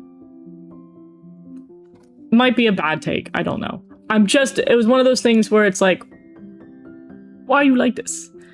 They already made Raya and got scared of being Chinese. Raya sucked in the case that it was just like, let's take all of Southeast Asia and just like smear it together. It's not even China. It's just Southeast Asia. And they're like, you're all the same. All like, what? There's like 20 countries down there. And they're like, you're all the same country. Anyways, that's these outfits. They don't show up at all at the trailer, so they don't matter anymore. Buy these outfits. Well, I'm sure this is going to be just like the travel outfits that we have for Frozen 2, where we will see it for like the second quarter of the movie. In the meantime, other Frozen thing that happened was the trailer for the movie, which is far more important. Oh, one other traumatizing thing that happened. I had that on my socials. I will find the image. Is that the first thing that they did before they showed the trailer is they had Josh Gad, who plays Olaf, come out and sang a song. He sang an original song for this movie where they did the same diggity dang thing. Where do my images keep going when I download them? To the void? To the void you go. You should be in my download folder and you're not. This. Similar to Ice Age, they're like, why don't we give our characters relationships? And so, Olaf is getting a Samantha. I don't know how to feel about this. I'm gonna be so honest with you. Like, was I sitting here like, wow, I really want there to be some Olaf romance arc? No. Didn't ask for this. Like, up until the trailer, I was like, I don't know how I feel about this. I don't know how I feel about this movie. But also, I think Frozen 2 set the bar really high because that teaser trailer that they had for Frozen 2 where Elsa took on the ocean was kind of badass, and nothing has ever topped that for me. Disney needs to make a movie set in Korea with Korean actors for the role, honestly. That slop, cute snowman couple, the duality of chat. Let's give the mascot his own love interest. Yeah, I was like, I don't know if I love this, to be completely and utterly honest with you. I was like, okay. Sure. So that happened. That was a thing. Don't know how I feel about it at all. But on the bright side, we finally got the teaser trailer, which took, like, literally when this dropped, people were like, the teaser trailer's out, the teaser trailer's out. And I'm like, where? I was frothing at the bit at 1 a.m. being like, give me this damn trailer. We reveal that this movie, first of all, we see different outfits, but the movie is taking place immediately at, like, the conclusion of Kristoff and Anna's wedding. And we see that Elsa's over here. I believe she'd have to be either the maid of honor or she's the officiant, but she, for some reason, left the wedding and is sitting here on a dock musing about life, and then has a random bird crystal thing fly at her, and she freezes it and she holds it in a stone. That's what we see here. This is her holding the thing she just froze.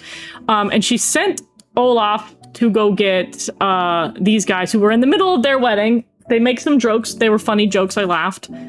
And now we're going to have an adventure where Anna's immediately like, sweet, Elsa, who cares about my wedding? That's dumb. Let's figure out what's going on. What's happening? Who's happening? Valid. Like, Anna immediately being like, who cares about my life? Let's do your life, Elsa, is so funny to me. So, that was pretty good. I wonder if that's going to actually be a point where, I don't know if Kristoff is ever going to address the fact that she's like, hey, Anna, you really prioritize your sister and her whims over everybody else, but I feel like they kind of also covered that last movie where Anna was like, hey girl Elsa, you be doing everything and not really thinking about the consequences around you. So I don't know how they're going to handle that this movie. It'll be interesting. I'm trying to find, here we go. So to get into the next part of it, we'll put up the concept art that they had on the floor. This movie is the big motif for this one. Instead of the like, oh, they're going to have the Northern Lights, which I'm super excited about because I love the Aurora Borealis a lot. It's great. Very excited about it. And so we're going off to a magical land in the Northern Lights. Do you think Anna could get new fire powers in Frozen 3? God, I wish. They won't do it, but I wish. Because I've heard theories and hopes that Elsa, happen as a contest to Elsa's powers. Dude, I wish. I love that whenever a female version of a male character is introduced, they put clothes... they put the clothes on the girl, decontextualizing the male character to be naked throughout it. It's so funny. Star Detective sisters on a journey. It's feeling a little Star Detective-y. But yeah, they're gonna pursue the Northern Lights because what threat lies beyond the Northern Lights? We'll find out. Right now. Going back to finding more images I can use to talk about this. Anyways, they go into a portally Northern Lights thing, which I do believe is actually in line with some level of European mythology. I can't remember which one, but there is this whole thing where, like, Northern Lights can be a portal to, like, another realm. So that actually falls in line with the lore. I've been told the trolls are more relevant this movie. No clue how true that is. Let's see if I can get a good screenshot. I get the movie, or get the movie trailer. I want the image.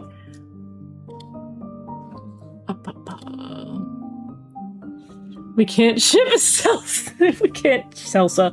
We can't ship Anna and Elsa because they're sisters. Yes, of course. We are not shipping them together at all. That's not happening. We will not be doing that in this chat.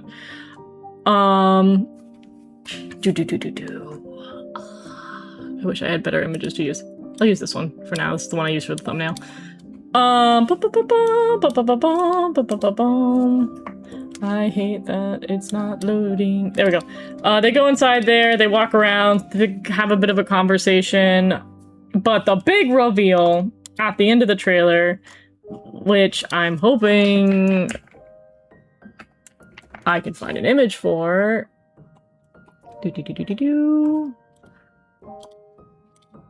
This is the closest I'm gonna get. This is gonna be blurry either way. We get a shot of some kind of ice queen who shows up and seems to know about the Sisters of Arendelle. So, interesting reveal, but we get a villain. We get a villainess of some kind. Production notes for the next 3 movies, because there's a total of 5 now. Compared to movie 1 and movie 2, which were written in isolation, the 3rd, 4th, and 5th movie are written to have a conjoined plotline back to back to back. So this is starting a new arc here that will be congruent for the next 3 movies. There's strong implications from the studio that we're going to see like more from like Anna and Kristoff in terms of a relationship. A potential kid might show up in movies 4 and 5. So for anybody who's curious what will happen, it does seem that the next 3 movies are supposed to tie in together a little bit smoother than they have thus far. Follow the lights, Elsa, where the north becomes south and you will find your way. Yeah. They did do, what's it was? Kristen Bell and Idina Menzel sung the prelude that they have from the very first movie, from the very first scene, and they changed the lyrics around for this to be relevant to this movie of whatever the lore is here. Why is it giving... Okay, so that's the funny thing is every single Miraculous account right now is making jokes about it, being like, Lila is now in Frozen. The Peacock Miraculous holder is now doing all... It's really funny. It's really, really funny. The way that people keep making Miraculous jokes in regards to this. It's so funny. But yeah. Also, the voice is being theorized. There are 2 voice actresses that they believe it is, but the most likely voice actress who plays this character is the person who played Spinel in Steven Universe movie. For anybody who needed a little connection, she's got that kind of like very iconic raspy voice, and I think there's one other actress who I thought it sounded similar to, but it makes more sense that it would be Spinel's voice actress because she can sing. And this person probably can sing. It's Arctic Shadow. Stop. I wonder what new outfits they will have. I'm excited. I did like these outfits. Like, Anna's wedding dress, I think, is a little simpler than I thought it would be. But I like the wedding dress. I like her hair, though. I'll be honest. Anna's hair is very appealing. People are mad. Elsa's back in a braid. I don't disagree, but I'm not surprised. Elsa in pink isn't interesting. combo. I don't like this pink dress on her as much, but also I imagine these two dresses that they're wearing now will not be there for long, and they're immediately going to switch to the travel outfits, as they did at the beginning of Frozen 2. But there we go. They have not shown us the face of this villainess. I am sure they are hiding it for a reason. They're going to drip market this for the next year, as it will come out November 2027. Another Thanksgiving release. The first two movies were also Thanksgiving releases for people who forgot, because that's where Disney puts their biggest movies, is Thanksgiving. But yeah. Villainess, Disney tapping into that Eastern market. A lot of people have noted that the evil queen here is likely going to be a reference to the original Snow Queen, which the series is based on. Like, Elsa was supposed to be an evil queen to begin with, but they were like, we made Elsa too pretty, she's a good guy now. Some people have been shipping the evil queen with Elsa, but I also side a little bit more with the theory where I think this is going to be an aunt, because she seems to be aware of the girls and she seems to have powers. A lot of people have thought it's going to be Elsa's mom's sister. I'm kind of on the boat for that theory, but there's nothing definitive. We'll see what the connections are. We'll see how it goes. Other people have said there's a strong chance from the lore of the second movie, so spoilers obviously for the second Frozen movie, but the spot for the fifth spirit has been vacant for a really long time before Elsa filled it. Some people suspect that this person used to be the fifth spirit who had her heart frozen, turned evil, yada yada yada. She left the spot vacant, Elsa took it, now she's back, trying to take back her spot. Who knows? We'll see. We'll see what they do with her. I hope she stays evil. A lot of people are like, she's probably going to end up being a sympathetic villain because Disney keeps doing that. We'll see what they do with her. I don't know. We'll find out. But nonetheless, that is our Frozen news. I'm very excited. I'm kind of getting back in my Frozen era. I have always been a really big person into Frozen, unapologetically. I will be sad. 2027 will be a busy year. It sure will be. But that concludes the Disney portion of this, I think. I don't know if I missed anything else. Whew. I had so much to yap about there. But don't worry, the yapping's just beginning, because it's Precure time, everybody. It's Precure time! I hope she's evil for all three movies. I hope so, too. I hope so, too. Whew. Alright, guys, I'm gonna have to take a poll from the crowd as I go into the Precure stuff. Do we want to do it in chronological order, or just go in backwards order? Like, I could just start pulling up the newest news and going over it, or I could tell you the life journey I've had going into this weekend, and then the reveal, because there are big feelings, but I don't know if we want to do it in chronological order or just backwards order. Backwards chronological. That's two options. Backwards or forwards. What do you want to hear, guys? Do you want to build into this, or do we want to just, like, pop the can off and run right into the news? Because, boy howdy, has there been a lot going on that I now have to contain in how many minutes? I've been going for 2 hours. Oh my god. I can talk for about 45 minutes. Whatever the rant makes the rant more comfortable. Oh, not you guys protecting my rant. That's so nice. I would like to recommend Conceal Don't Feel. A type of book about Anna was taken away and the sisters' memories were wiped. That'd be cool. That's a good series. Backwards might be more fun. Alright, backwards will probably be nicer. It will be less ranty. So the last bit of news that I received last night, I think I received it right before I went to bed, was the conclusion of the cutie figures. What image am I going to use for this? I guess I'll use the Cure Answer one. Okay. The conclusion of the cutie figures. So for anybody who is a collector in the Precure franchise, we have historically had the cutie figures. They were originally these $5 figures you could buy at 7-Elevens or Family Marts throughout Japan. I think 7-Eleven exclusively had rights with Bandai, but don't quote me on that. Who's going to be the villain in the Precure Detective movie? That's a good question. That has not been revealed. But yes, the cutie figures were these affordable statuette figures you have, non-posable figures that kids could buy. They're pretty durable for the most part. They're not as durable as amiibos, but they're rather durable figures. And they're like $5. They're lesser quality. They're about 5 inches tall. And we've had them forever. But they have been on a decline, and a price increase, which is never a good sign. I think since what season did they start to decline in? I'm gonna pull up a history of the cutie figures and I have to look. Because it's after Star Twinkle that they started to die. But I don't remember if that's the exact point where they really fell off a cliff. Because I think they were fine for like Star Twinkle had the most cutie figures. Like everything got a cutie figure for Star Twinkle. They really took a tremendous hit, I want to say, with Kira. And then they just got worse. And then like seasons would not announce the cutie figures until like the end of a season, so people were worried that there weren't going to be any at all. Like every year it felt like cutie figures were going to die. I don't remember what year we started going to Bandai Premium, but they started to do Bandai Premium ones where they would charge an extensive amount of money, and the only difference between the Bandai Premium versions and the regular versions would be that they painted more colors. They like painted more colors on these stupid things. Like, see how we have like these lines here, all these like blue lines? That detail would never get painted back in the day. Or like that detail, like when it declined, they never painted it. They fell off after, yeah, Healing Good I think was really rough, but that had COVID stuff going on. They just got so bad. They've really dropped off. I'm cool with the end of cutie figures. I'm guessing these will be like $15, $20, especially with the detail they got in Answer. I'm not sure. I hope that they're around the $15, $20 mark, but I think it will really come down to whatever the heck they reveal in regards to them. But yeah, the Bandai Premium stuff was really terrible. The colors are really, really bad. I remember the Tropical Rouge ones being some of the worst. The Delicious Party ones were really bad. They've been bad for a while and they've been overpriced.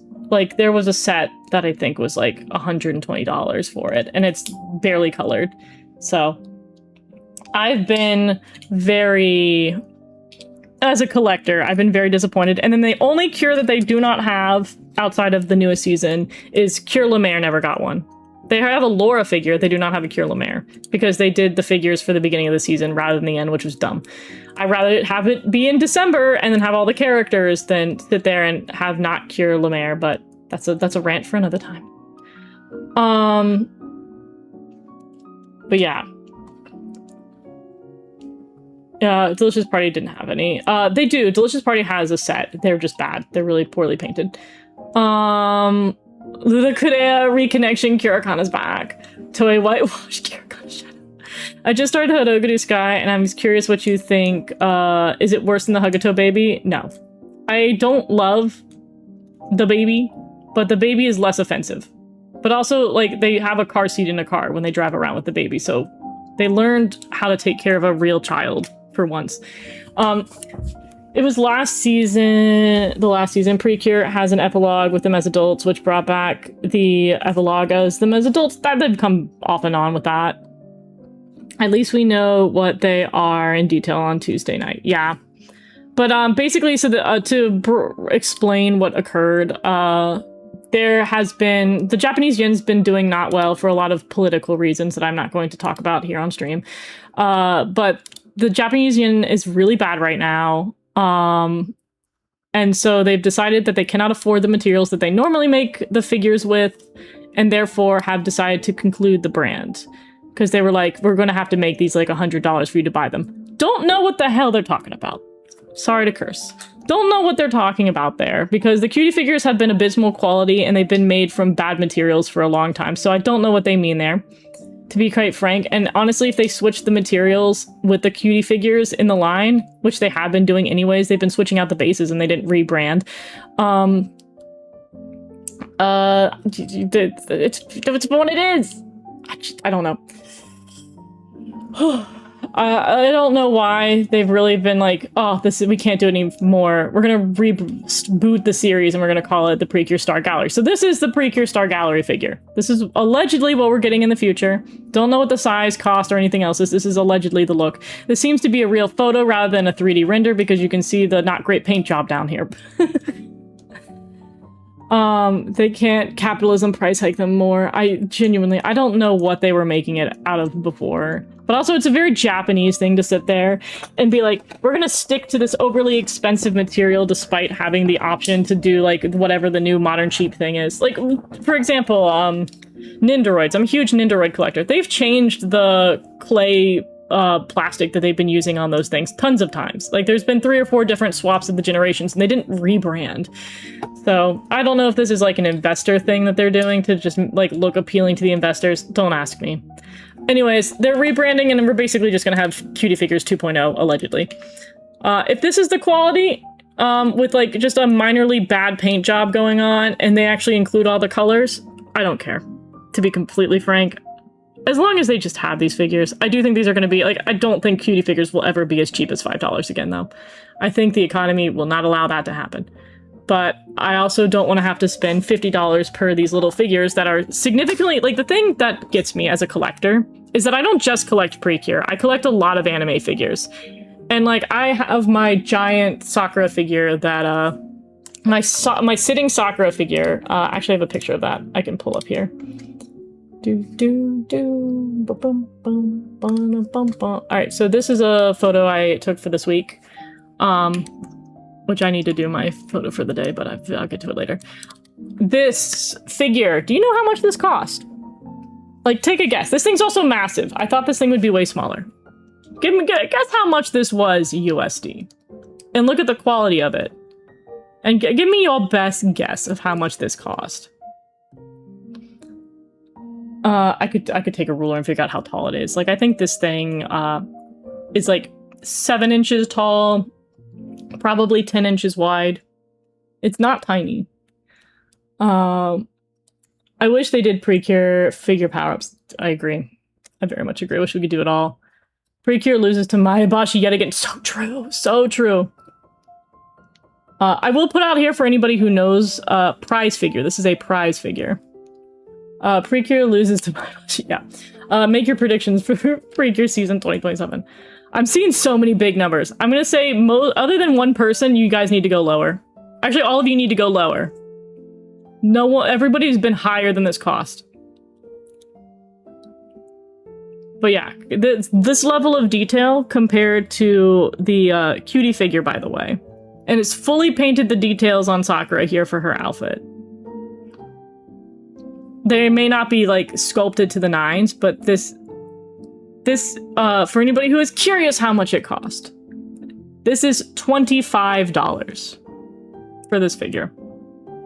Now, the figure in the background, the Miss Ma'am over here, she is $120. This, $25. What? 15? No, you got it too low, but we were very close. Yes, this is $25. Poos was the closest the entire time. It is $25 for this figure. Because prize figures are always cheaper. Prize figures do not cost that much.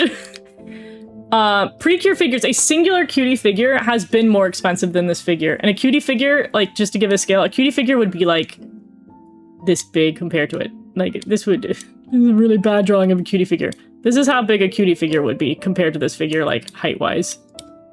Just to give you it. This dumb thing with a bad paint job is more expensive.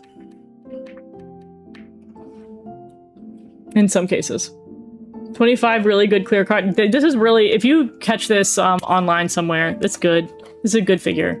She's good. Prize figures have been getting really good. The Mayabashi Witch's prize figures are also good. Those were also like $25. 25 bucks. I thought it would be expensive, but it looks like it's really good. It is.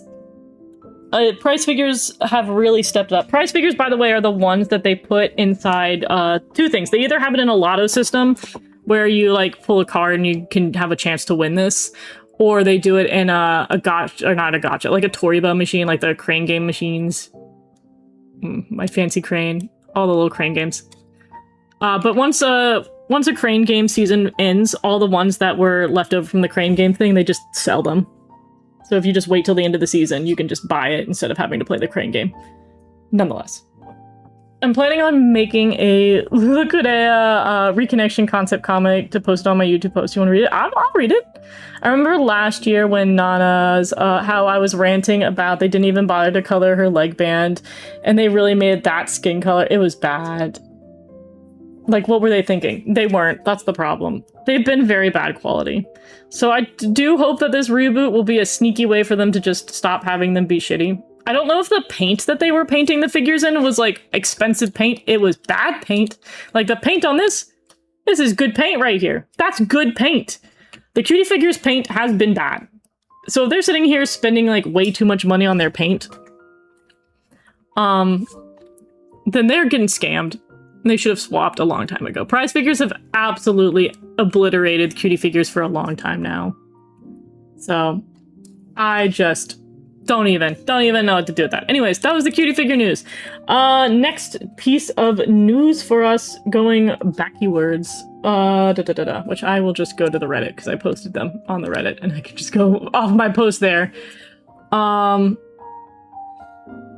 someone's gonna trigger me. I've looked at my notifications and I'm already triggered for the Reddit. But nonetheless, I must go back. I must dive into it so I can just see what I posted. Alright.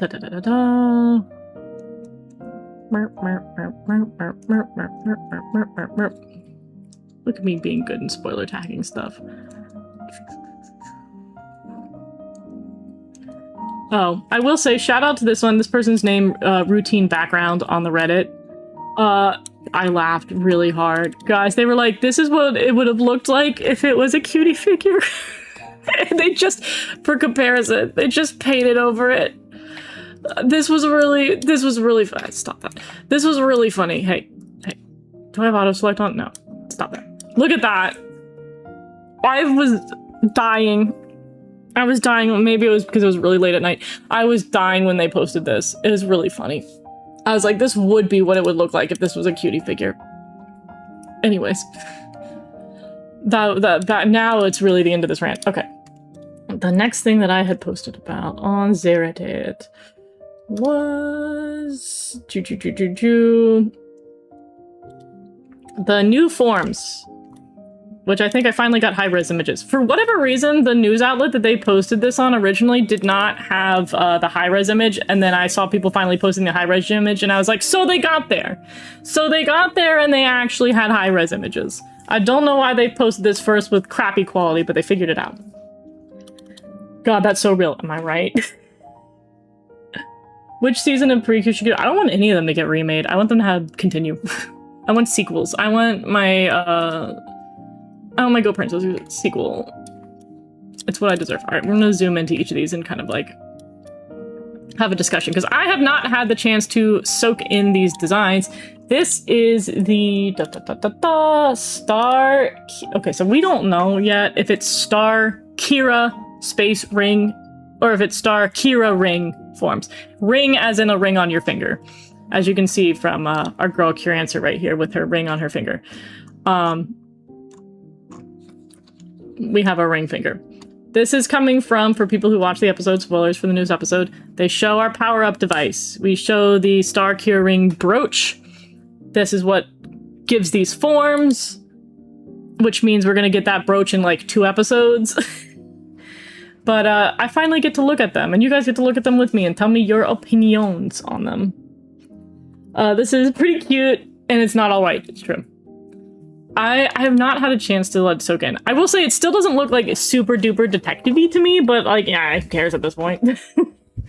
I love the feathers. I love the feather motifs that we have for both Mystique and Answer. I like the berets. Like, people were like, I'm so happy they have hats, and I didn't get a chance to really look at the hats. I like that they're these cute little berets with big bows on them. And then they have like, we bring back, you can't escape the yellow. The Toei yellow has returned. This is top of Lily. To be honest, let me be honest. They said we couldn't care about the shoes old as gold. Girl, please DM me the high quality image. I think you have it. I think I saw you posting about it. Cause like, this is as high as it gets. This is about the highest it gets at the moment, which is still like not super high, but it's better than the blurry image. Like, I think you posted it, and that's when I knew that there were higher res images out in the ethos. Like, they're not super duper high. They're not website level, but they had bigger ones for the news articles for like Oricon and stuff. Tropical Rouge power up was barefooted. It's true. These are the final forms. These are going to be, well, we don't know if it's the final forms because who knows what they'll do in the last episode. But these are the power-up forms and are likely to be the forms we need. I do kind of like the Shaw bow. It's giving, like, mage. It's giving mage energy. I like it. I do like that we still keep, like, their baseline outfit is still fairly there. I think I don't love the seasons where they all, like, get put into entirely brand new outfits. I like that they build on top of it. I like that they made her skirt fluffier. I don't know if I love, like, her, like, wing accent getting, like, mega enlarged, but it is what it is.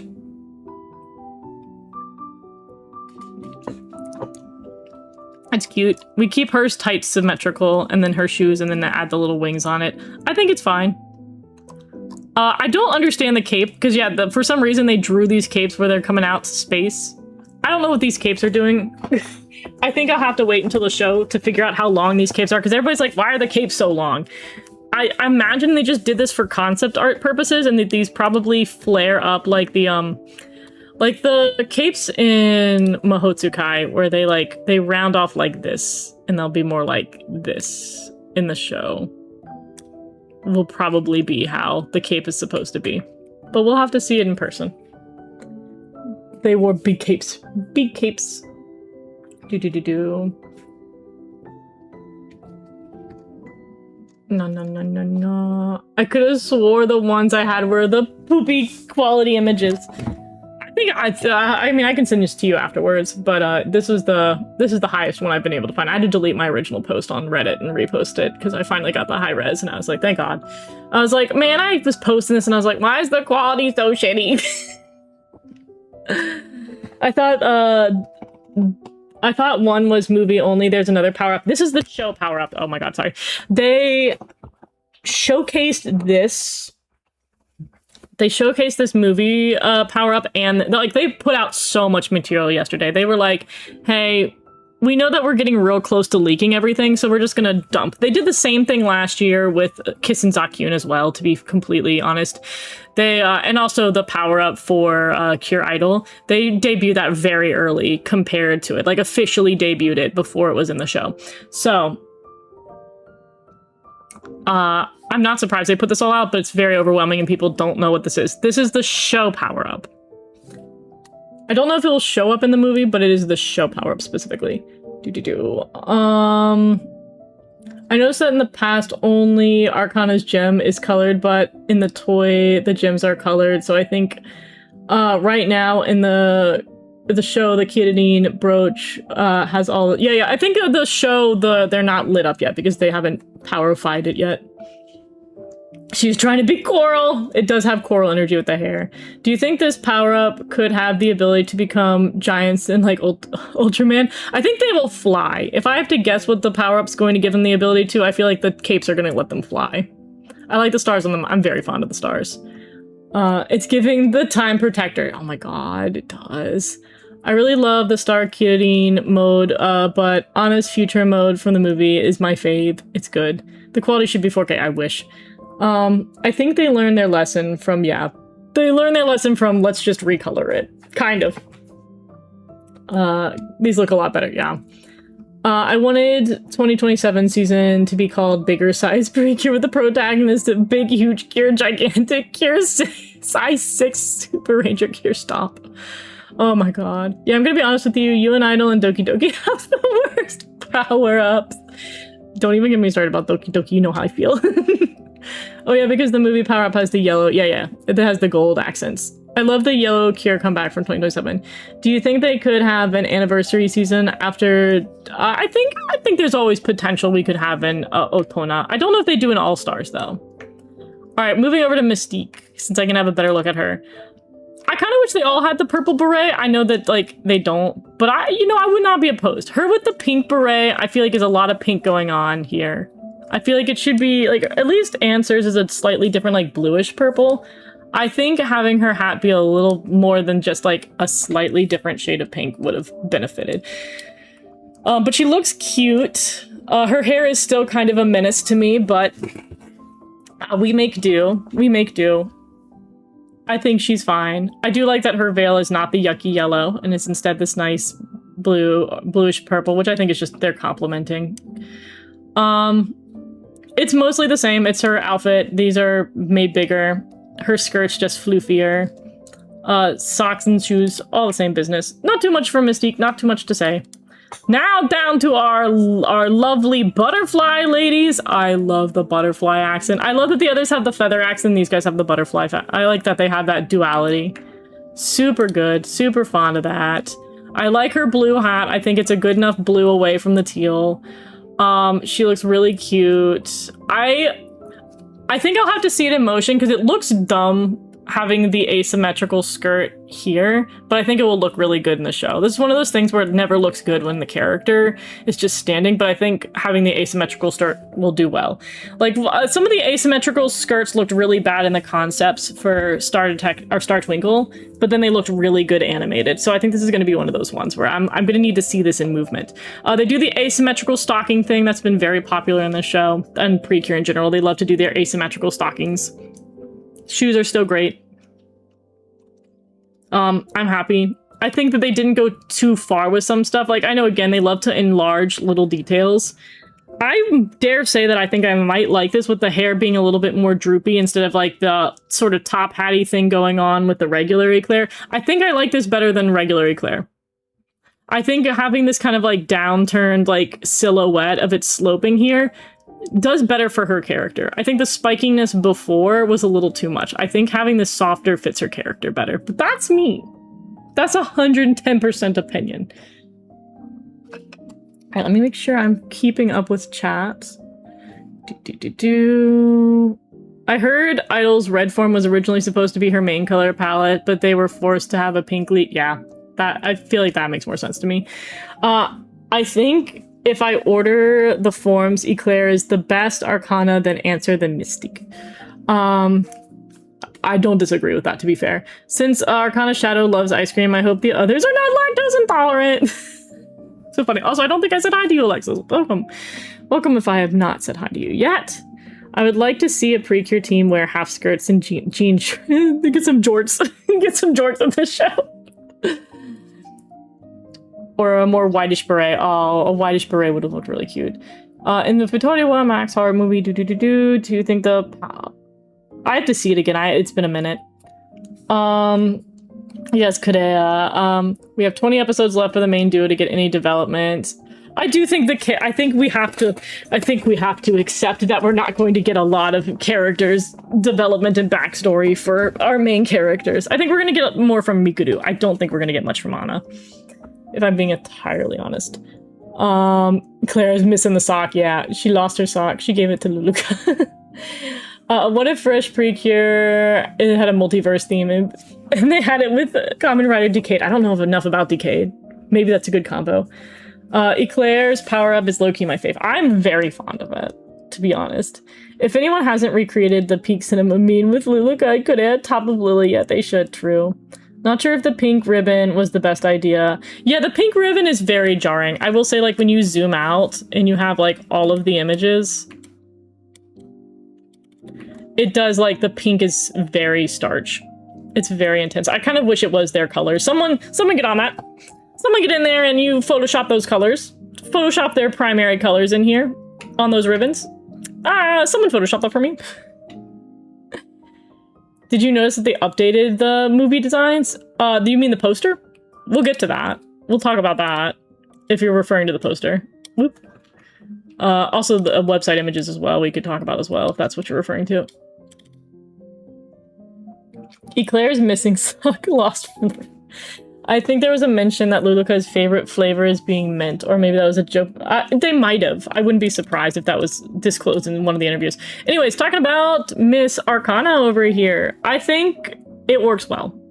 I'm not gonna lie. I think probably white is the best to a degree because the pink. Like, if we are talking about the pink ribbon, it best suits white because white is a complement to like other colors. It's technically a tint and not a color itself.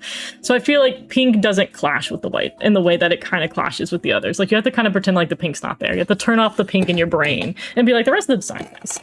I think the pink does not fight the rest of the colors. And so white kind of just looks the best in that regard. And I think she looks really cute. I think she looks very nice, and I'm glad that she's smiling. I'm glad that she's happy and not depression central, since the next 2 weeks are going to be depression central for us. I like her outfit. I think it looks good here. I think this makes the white design better.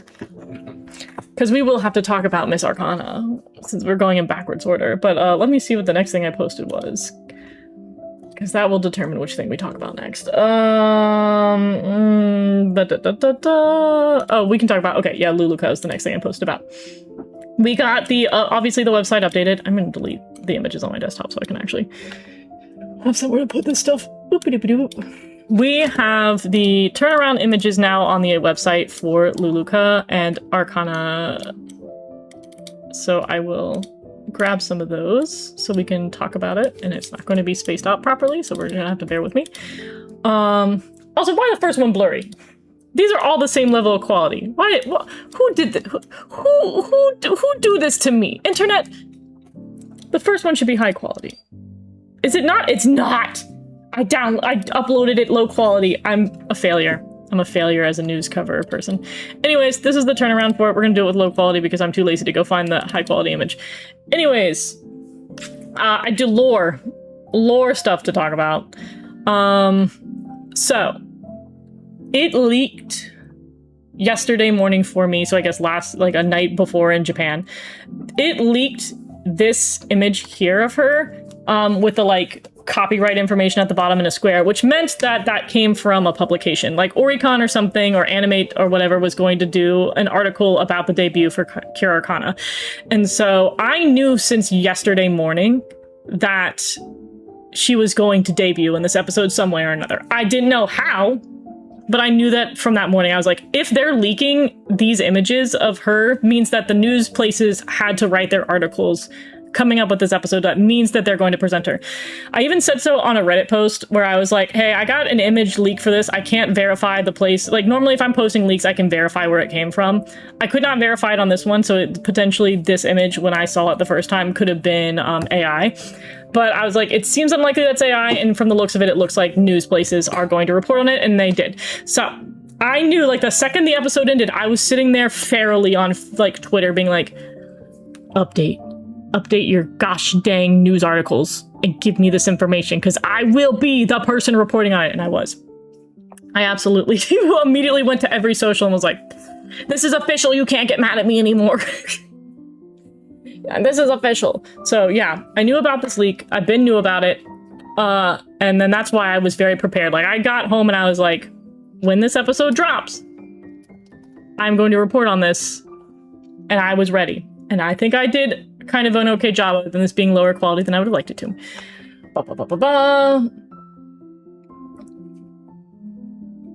Star Detective, who will be in the villain in the last arc? No clue.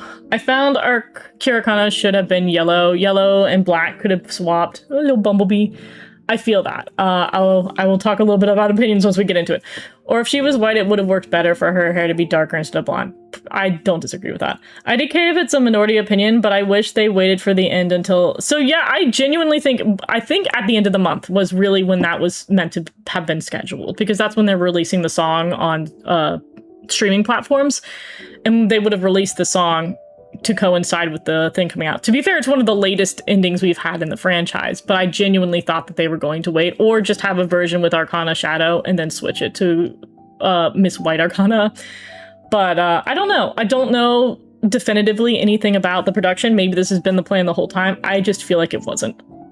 I think they just were like, this keeps leaking and we know that the stuff is going to leak, so we're just going to talk about it early, which is what a lot of companies do. I like the blonde and the pink. I do like the gradient. I do like this like Trix yogurt gradient we have rocking down here. My biggest gripes with Arcana's design compared to Shadow are the lack of black. Where did comment go? And the tiara shape, especially with the removal of the stars. No mention of the multitude. Not to mention the multitude of leaks. Do you think they considered the weakest teams in the world with the power levels compared to the villains? No. I think... Or Star Twinkle? Star Twinkle's very strong. Star Detective, I think, is also very strong. The bottom of Lily. No, not the bottom of Lily. I thought they would do a Majesty and wouldn't be there until later. Yeah, same thing with Sweet. But I thought they would do something like that. Comes off as a simple palette swap, at least to me. Yeah. So I'm going to catch up, and then I'll discuss it. It would have been better if they waited, but I guess logistics didn't let that happen. Yeah, I think they also wanted to spend the next 2 weeks because I was like, why is the merch not out? They sat here and posted all these images of the merch. Why is the merch out? I have confirmed this morning. The merch will drop the 29th, which I think is the Saturday before the episode, where she's going to get revealed. I think next episode, we're going to have an episode where she's still evil, and I think either at the very end of that episode or the beginning of the following episode, she will turn into Cure Arcana. And so I think they're trying to have the release date scheduled. So that's why you can't buy the merch yet, but they've showcased all the merch. I think they just want you to build hype for 2 weeks before you can purchase it. But at the same time, there should be pre-orders, and I didn't see any pre-order links yet. And I'm a little salty about that, but whatever. We'll see. We'll see what they do with the merch. I don't think, like, there's a part of this that feels like they weren't fully prepared to drop all this information, and they just kind of did. But I think they also have to hype her up for the movie as well. Who knows? Who knows? Anyways, let's get into this design. Let's peel it back. Oh, the low res, it hurts. We're all gonna pretend it's high res. I don't mind the tiara. I think I didn't, like, the tiara is really the only difference for anybody who's curious. The tiara outside of color is the only difference. I like feathers, I like the tiara. The reason why I think the tiara changed so significantly story-wise is I think we've already been shown a couple of times that those, the purple diamondy items I think are very much some kind of evil invention. Because we see that the purple diamonds that are in her original tiara are the ones that are also in Uso Noir's suit. So I imagine that there's a lore reason why it shifts to this heart with feathers instead of the original star-based tiara. That being said, I don't know why it's feathers. It should be butterfly wings because that's the aesthetic they were going for, but, you know, they can't resist some good wings. They shove it in every season, and I like wings, so I'm gonna not be that angry about it, but it doesn't make sense. It should be butterfly wings. Somehow. Whatever. I do agree with a lot of people's main complaint with this, and it was hard to tell from a lot of the leaks too, is that, so this is all blue. This is actually a blue. Blue in here, blue in here. This skirt is blue. But it looks like it's white, and it looks like she's too white, and I think that's a big complaint. And that's what you'll get with, like, leaks and stuff, is because they're not great quality, it's gonna look blue. I do think there's a lack of contrast there. There is some stuff, which if I go to my Discord, I think I posted somewhere better images. Oh, I yap too much. I yapping and I'm yapping. I'm yapping till the cows come home.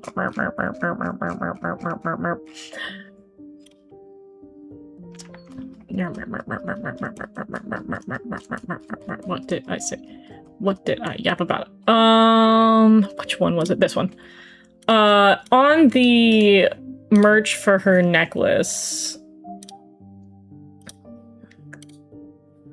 Oh my god. PCs are so much more jankier to use. Is this it? Yes. For her merch and some of the other, like, promotional stuff, you can see the blue better. You can see that this is blue. This is blue. This is like a light blue, a darker blue, a lighter blue. The blue is much more there. The contrast is there, and it's showcased in other places. But you just don't see it on the main character as well. Which, you know, the light blue and the, like, the other thing too is, like, a light blue like this is often mistaken as, like, a shadow. But you can see that it's on, like, the light blue is her gloves, the accent here, and all that, and it's just not noticeable. It's a compliment, though, to Korea, to be fair, to have that blue in there. To have the sky blue, like, not quite periwinkle, but yeah. Let's see, what else? Putting the ending in episode 20 was very abrupt. It was. They definitely were squeezing that in there. I still wish she kept her blacks because we got 2 black cures. We could have had 3. Yeah, I will say, personally, I prefer the black one more. Like, when people, like, I've been posting the leaks for her for months now. I think since April they've had leaks and stuff. I will be honest with you, when people comment on the post that they're like, I hate this is terrible, whatever, I don't blame them. They're totally valid to have that opinion. I can see why people are really disappointed with this, like, whether you're me and you just, like, prefer the black because it's like we don't get a lot of black cures, or if you're in the category of, like, it just looks uglier, the contrast is not as strong here, the whites don't work as well, we get a lot of whites, there's the whole, like, good and bad white and black sort of situation. Like, I think there's a lot of reasons to dislike it. I do not have a problem with anybody who dislikes it. I think they're all very valid takes. That is not what bothered me when I posted the leaks. I'll have that rant at the end. Or I need to keep an eye on time, because I may have to... Oh god, I've got 10 minutes! Ugh! I've got 10 minutes, everybody. Wish me luck.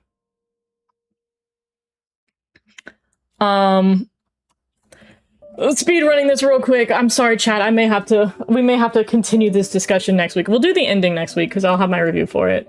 I just like when people false accuse people. Yeah, you know what? It's probably better that I don't go on my AI rant. TLDR of my AI.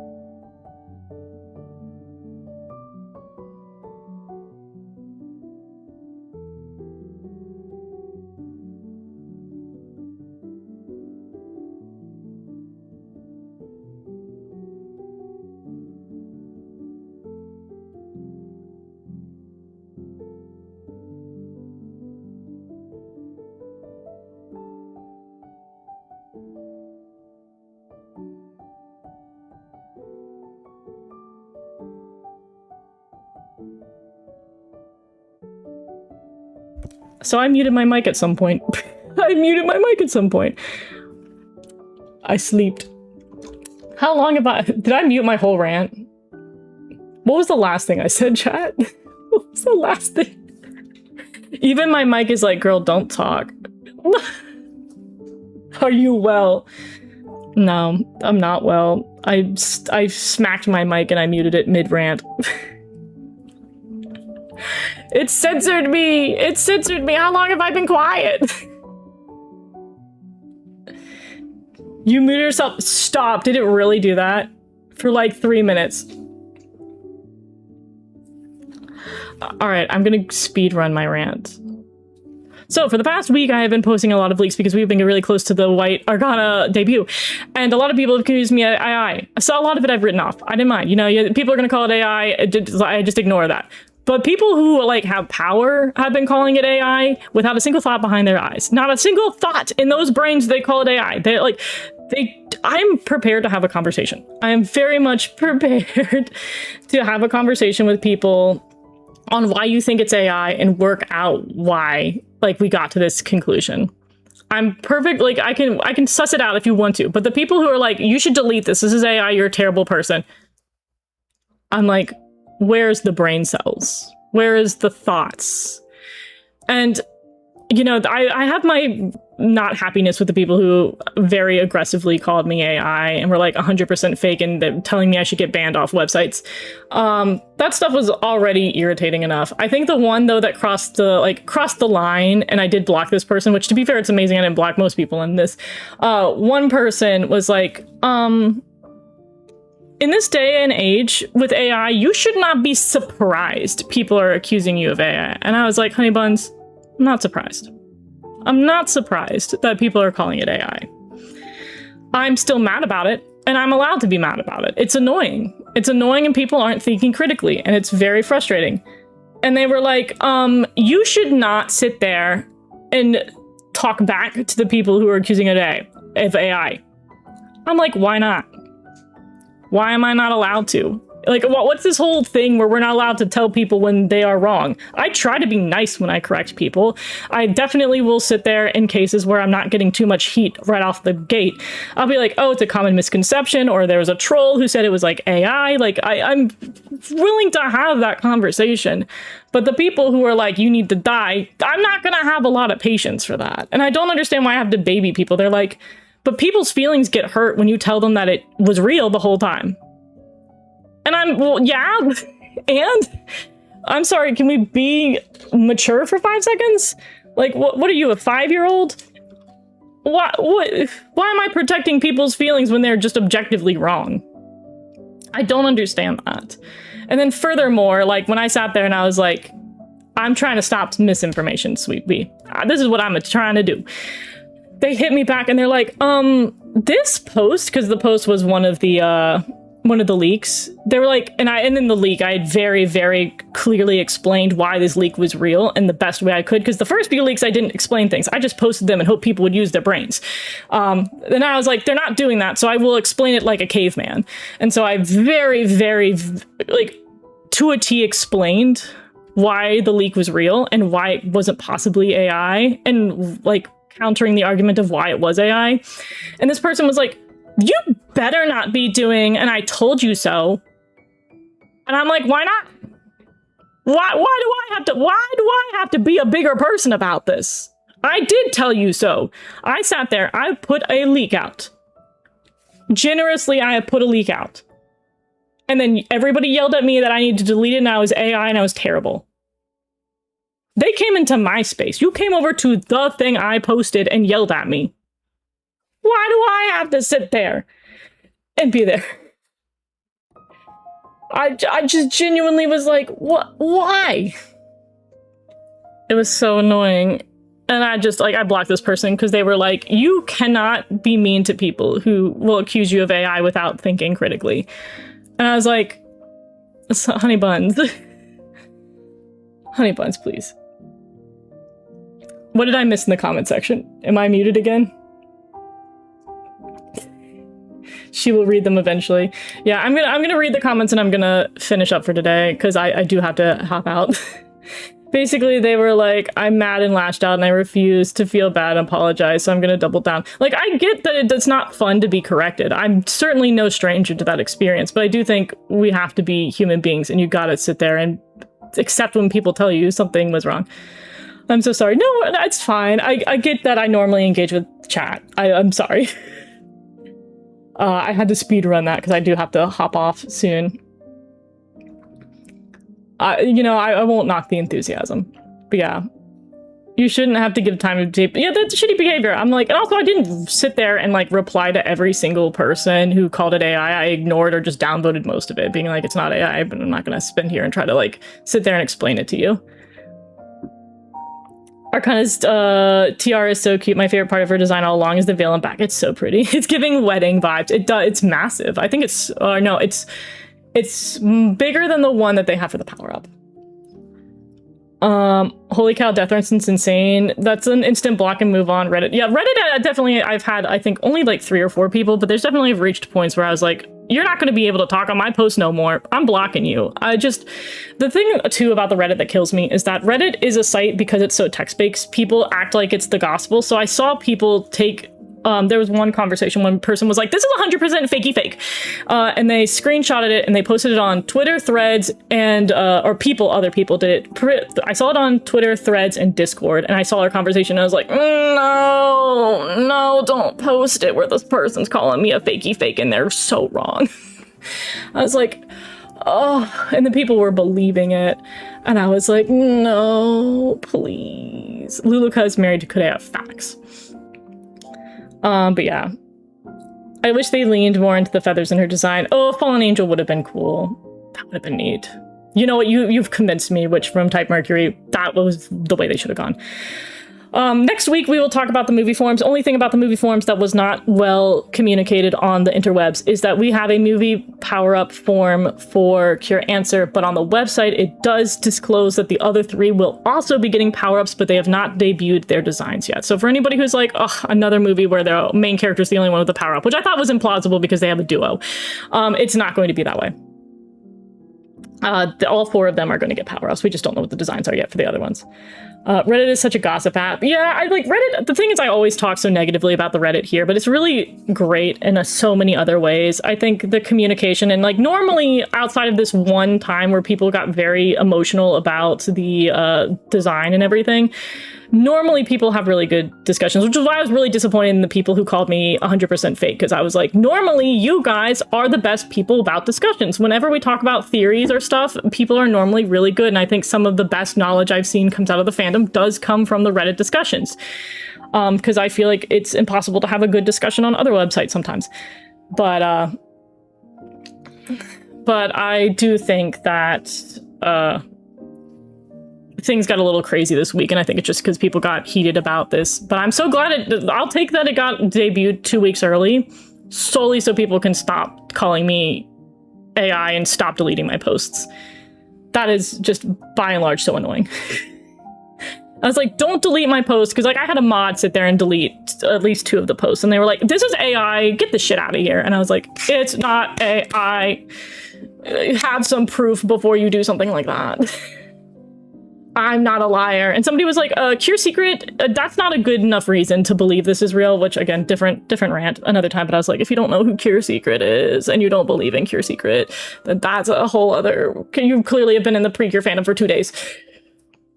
But yeah, I've kept my discussions of a friend group because Twitter is insane. I don't have social. Yeah. Star Detective, pre-Cure. What if they die now? None of that. I use the Reddit.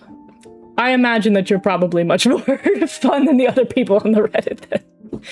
You've been relatively nice. I appreciate that. The white magical girl is taking over. But yeah, I do have to wrap up here. I do have to leave. But I really appreciate the discussion. We will continue talking about the movie stuff next week. We'll talk about the ending next week. I think I should be around. Who's Cure Secret? TLDR, Cure Secret is a leaker, a very famous leaker who has been right every single time that they have revealed information about pre-Cure. And that's all I'll say about that. But yeah, nonetheless, I do appreciate you guys hanging out today, and I will see you next week. Bye-bye!